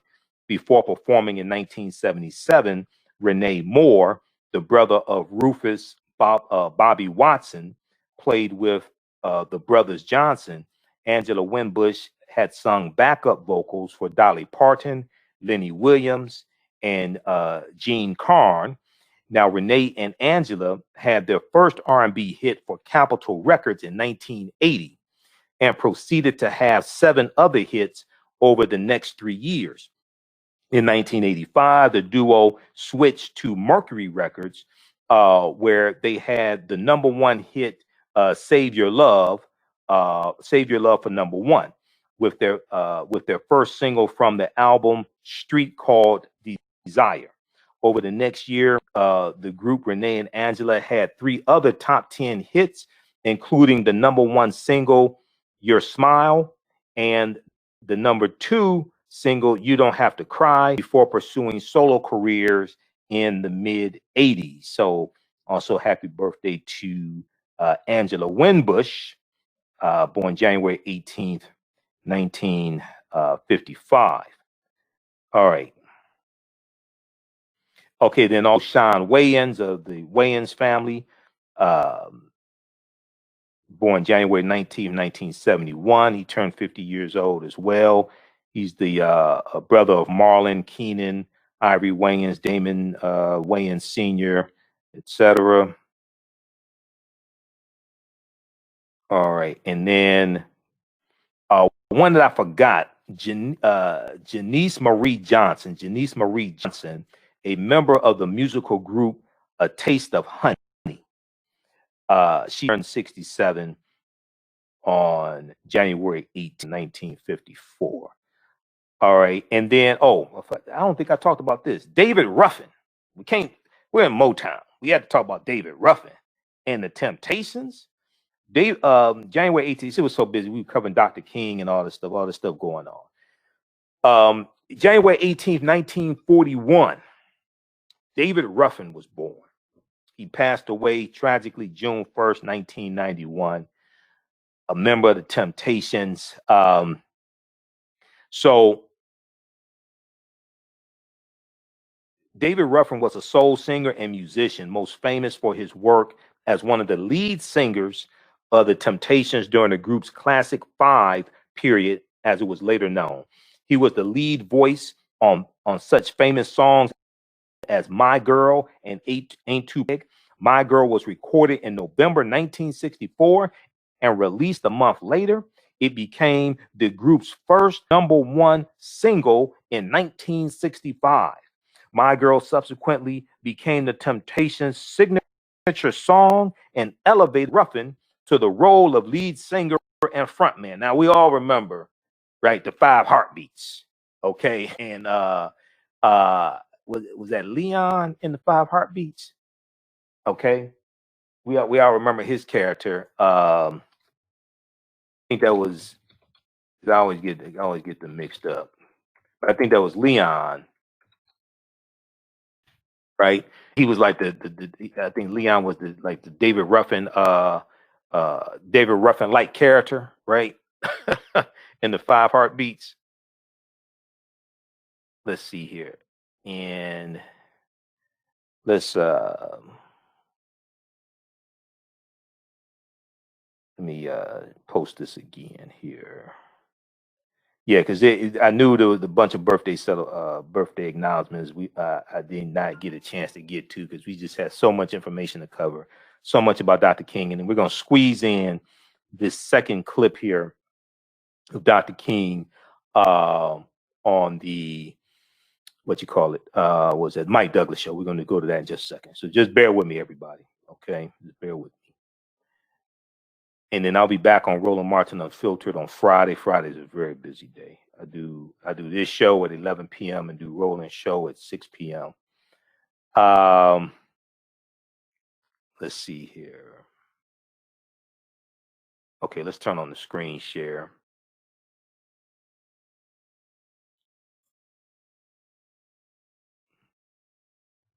So people ask, how do we hold them accountable? Okay, well, I encourage people to download the document called Indivisible at indivisibleguide.com and Google Indivisible. And Indivisible, I've talked about that a number of times here. Okay, Indivisible deals with how it was a document put together by former congressional staffers. And they looked at the tactics that the Tea Party used to block initiatives from President Obama. And they put together a document to fight against the Trump administration. Okay, I've talked about that many times. I have a copy of it in my backpack. And let's see here. So one of the things they do, they teach you how to interact with your member of the House of Representatives, with your member of the U.S. Senate, how to put pressure on them. They have form letters there. They teach you how to communicate with them, how to push your agendas. So back during, and I first found out about it from the Rachel Maddow show. Okay. And back during,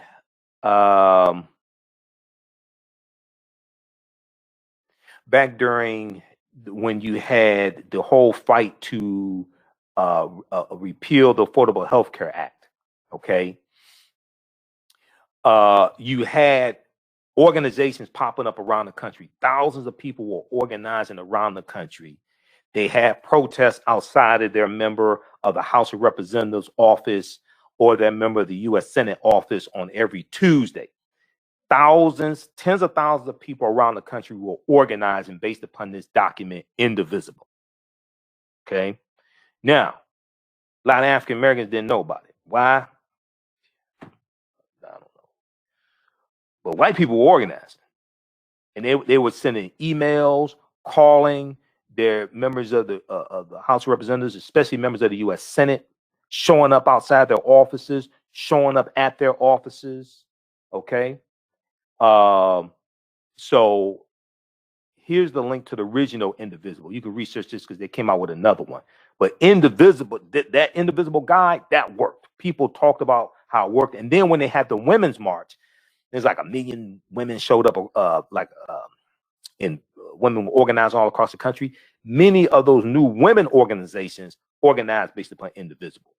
Okay. So, yeah, some of us talking about why we gonna vote and all this. Okay, whatever.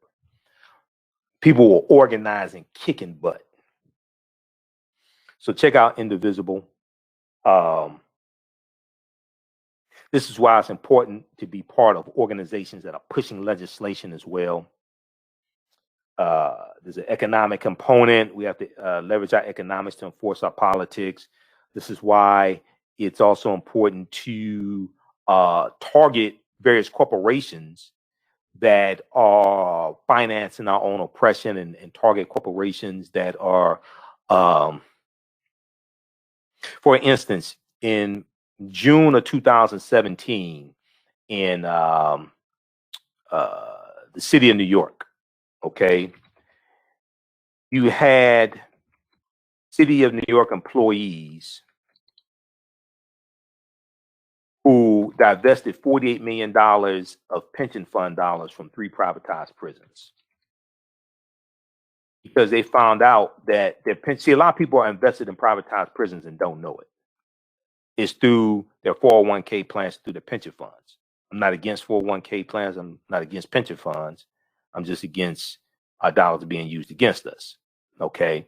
So June 8, 2017, New York Daily News had this article. I've talked about it a number of times. I dealt with it in presentations. There are numerous examples of different types of economic withdrawal strategies. This is just one. All right. Let's go to this here.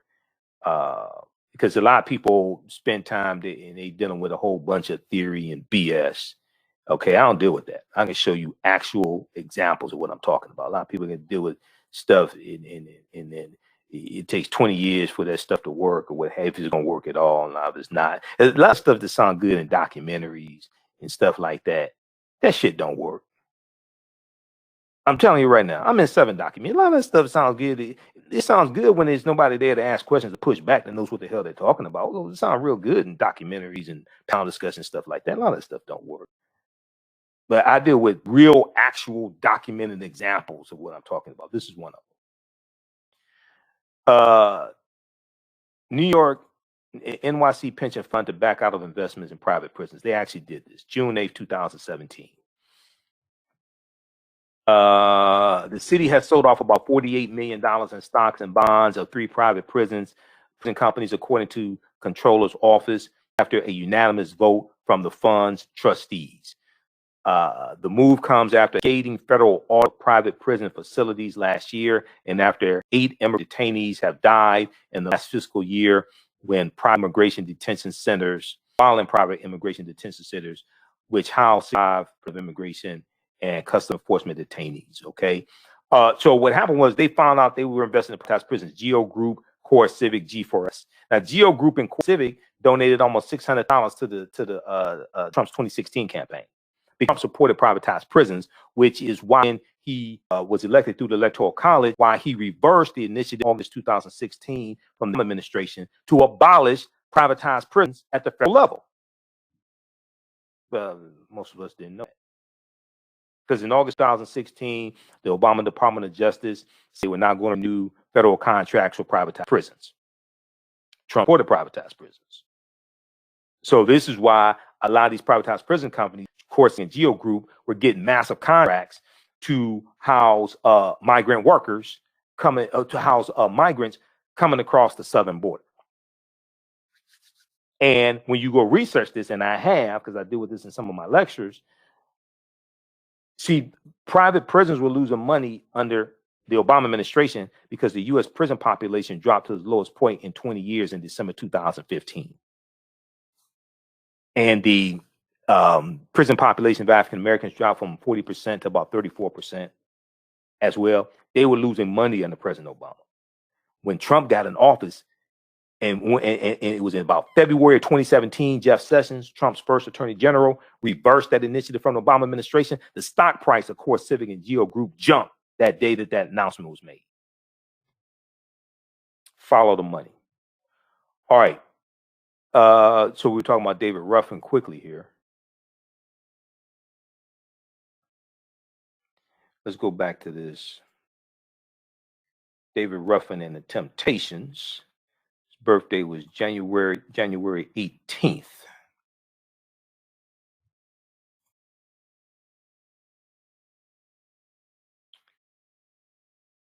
Okay. What did I just do?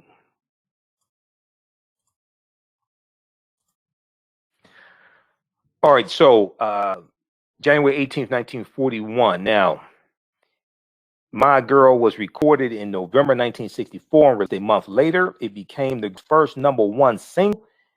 It became the group's #1 single in 1965. My Girl subsequently became the Temptations' signature song and elevated David Ruffin to the role of lead singer and frontman. follow-up to My Girl, the follow-ups to My Girl were also extremely successful singles and included the Roughhead hits Growing in 1965, Since I Lost My Baby in 1965, My Baby 1965, Ain't Proud to Big 1966, Beauty Only Skin Deep 1966, I Know I'm Losing You 1966, All I Need 67. Okay, too many hits. So Ruffin also shared lead vocals on the 1967 hit My Everything with Eddie Kendricks.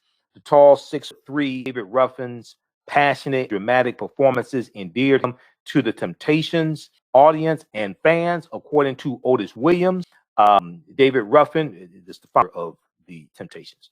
David Ruffin, playfully nicknamed Ruff by the group, was a natural comedian, a hard-working singer when he first joined the group. Ruffin's most notable non-vocal contribution to the Temptations was masterminding of their trademark four-headed microphone stand.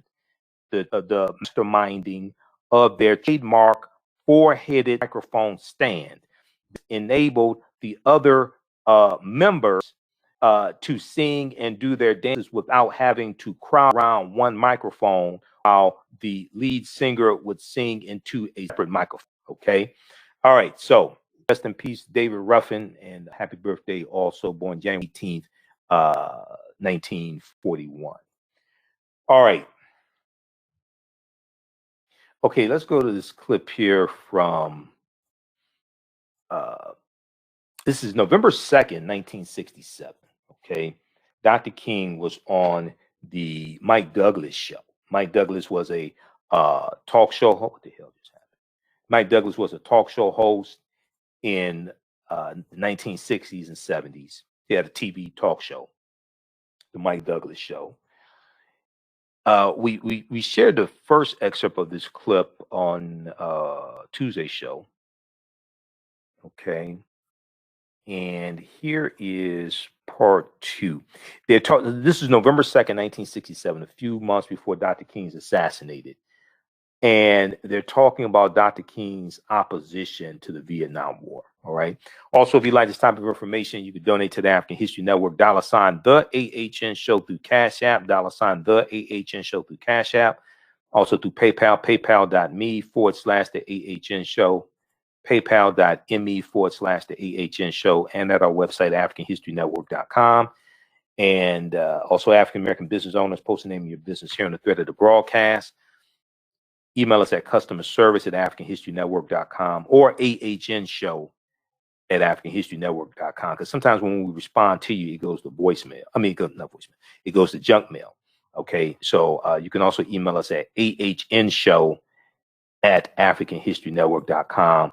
We'll let you know how you can advertise with the African History Network. Okay, I want to go to the second clip here in this interview. Committed to civil rights in the beginning. Truly committed to civil rights in the beginning. Dr. King, Carl Rowan, our former ambassador to Finland, has said that your statements against Negro participation in the war have, and I quote, alienated many of the Negro's friends and armed the Negro's foes. What is your comment on that statement? Well, I'm sorry to have to disagree very vigorously with Mr. Rowan on that. I go back to the same statement that people who have been alienated as a result of this stand against the war were alienated anyway.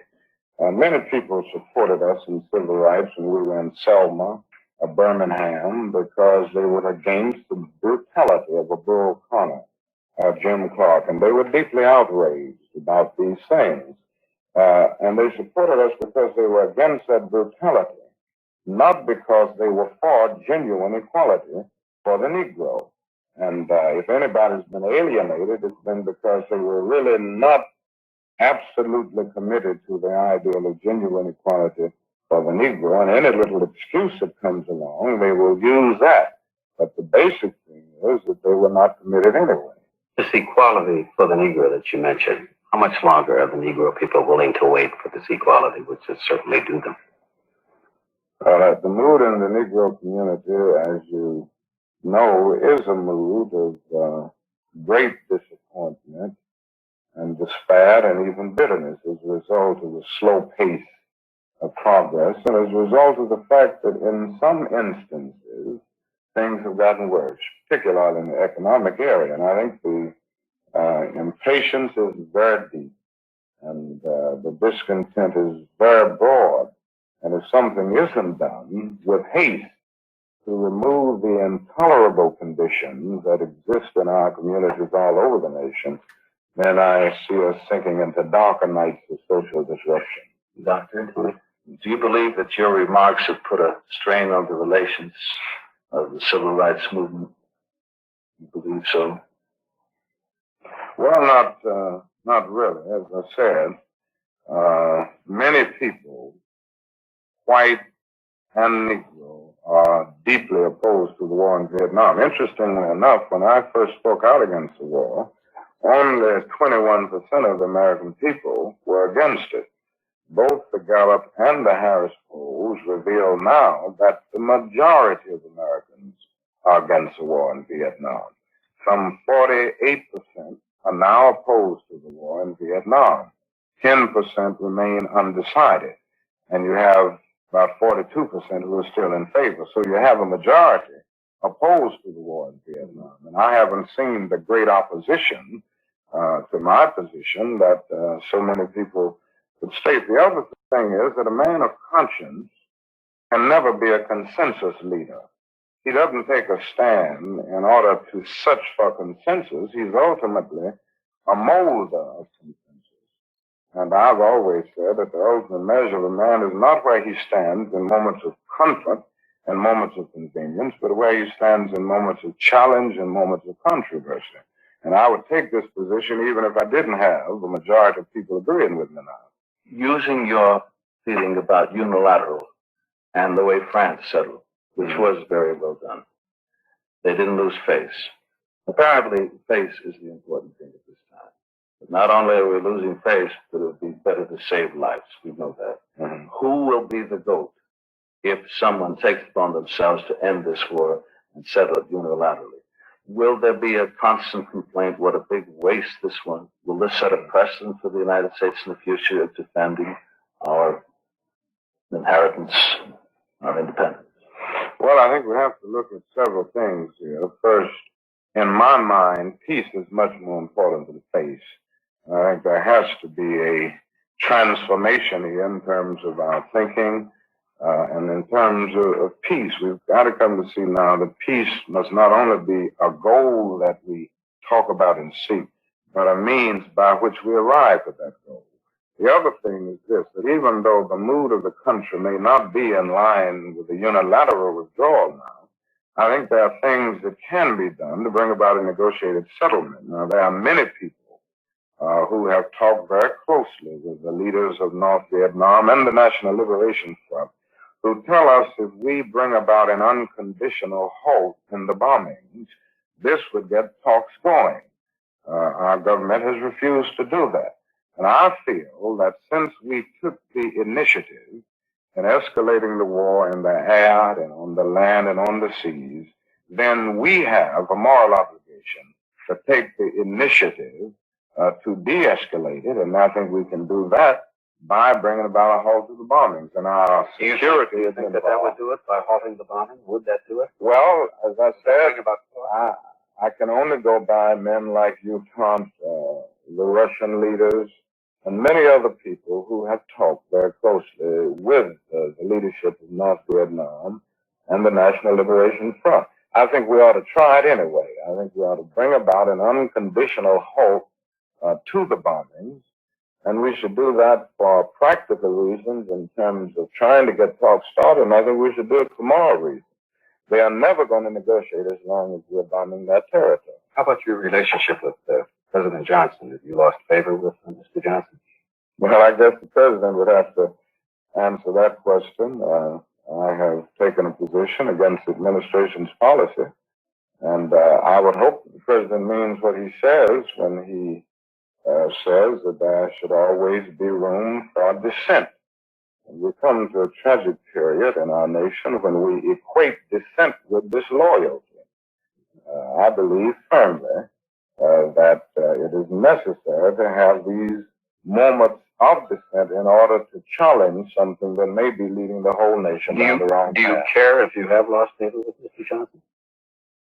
Well, that isn't, I guess, the most important thing to me. The important thing is that I not lose favor with truth and with what conscience tells me is right and what conscience tells me is just. I'm much more concerned about keeping favor with these principles than keeping favor with a person who may misunderstand the position I take.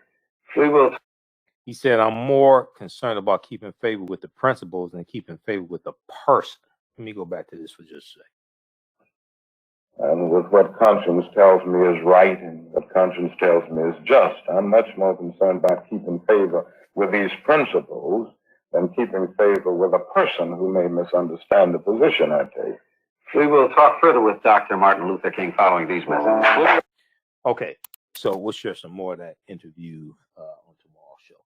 All right, look, hey, we have to get out of here. We're here Monday through Friday, 11 p.m. to 12 midnight Eastern Standard Time. And then Sundays, 9 p.m. to 11 p.m. Eastern Standard Time. Visit our website, AfricanHistoryNetwork.com, AfricanHistoryNetwork.com. All of my DVD lectures are there in digital downloads. We have the 8 DVD bundle pack, The Africans Who Were Here Before Columbus, The Africans Who Were Here Before Columbus. It includes a double lecture I've done with Dr. David Imhotep, who wrote the book, The First Americans Were Africans, Documented Evidence. The First Americans Were Africans, Documented Evidence. Also includes a double lecture I did with Professor Kabahai Wata Kamene, who's in the Hidden Colors documentaries. Also, we have lectures from Dr. John Henry Clark, Dr. Ivan Van Sertima, etc. And we also have the Black Migration 1619 to 2019 bundle pack also. That's 6 of my lectures. Black Migrations 1619 to 2019. All right. Remember, at the African History Network, we focus on educating, empowering, and inspiring people of African descent throughout the diaspora and around the world. Because right now, it's correct wrong behavior. It's not over till we win. Wakanda forever. We'll talk to you tomorrow night. Peace. Thanks for tuning in. For 25 years, the Black History 101 Mobile Museum has carried on the rich legacy of the Black Museum movement in America by showcasing original artifacts of the Black experience at colleges, universities, K-12 schools, corporations, libraries, conferences, and cultural events, making it the most diverse Black History mobile exhibit in American history. Dr. Khalid L. Kim, founder of the Black History 101 Mobile Museum. He is a highly sought after public speaker on topics of Black history, social studies, education, museum study, hip-hop, and race relations. Dr. Khalid was among the change makers for NBC Universal's The Hate Campaign and listed as one of the 100 men of distinction for Black enterprise. He recently founded the Michigan Hip Archive on the campus of Western Michigan University. The Black History 101 Mobile Museum is currently scheduling in-person and virtual exhibits nationwide. For more information, please contact Dr. Khalid Al-Hakim directly at 313-645-4197, 313-645-4197, or visit their website at blackhistorymobilemuseum.com. That's blackhistorymobilemuseum.com. You can also email them at bhistory101@yahoo.com, bhistory101@yahoo.com. With blackbusinesstee.com, the messages are clear and meaningful. Keep your business in the black and out of the red. Mind your black business, know your numbers, and plan strategically. Black Business Boss, lead your industry. Support black business, encourage, patronize, and uplift one another. BlackBusinessTea.com currently has products sold in Detroit, Atlanta, Chicago, and Los Angeles, with proceeds returned to the black community. They have a wide selection of hoodies, t-shirts, mugs, hats, sweatshirts that support black-owned businesses. Visit the website blackbusinesstee.com. That's blackbusinesstee.com.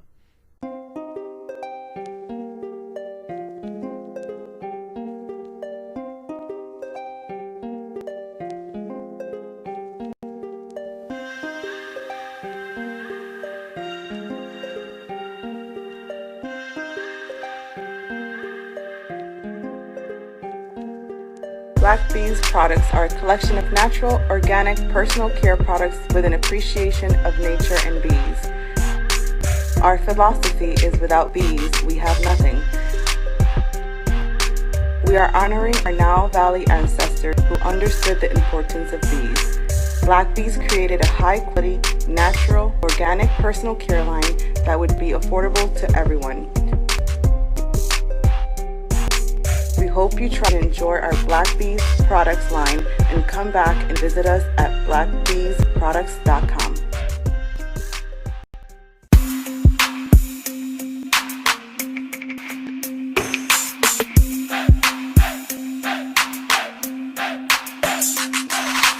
Are you getting ready for fall or winter? We have the solution for all seasonal clothing needs. Comedicwear.com is the go-to online source for Kemetic African fashion and lifestyle products with a contemporary twist.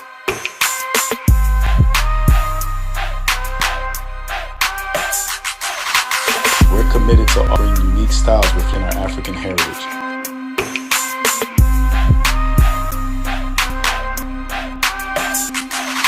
Comedicwear.com is inspired by ComedicScribes.com to influence our people in learning and showing pride. Please visit our website at comedicwear.com. Do you have an idea or business that requires app development or thinking of moving your IT resources to the cloud? We have post-paid and profit-sharing plans for unique ideas or profitable businesses. Who can take advantage of this unique program? Entrepreneurs with unique ideas, startups, small to medium businesses. Contact us 267-209-0352. Visit nomadicsystems.net, nomadicsystems.net.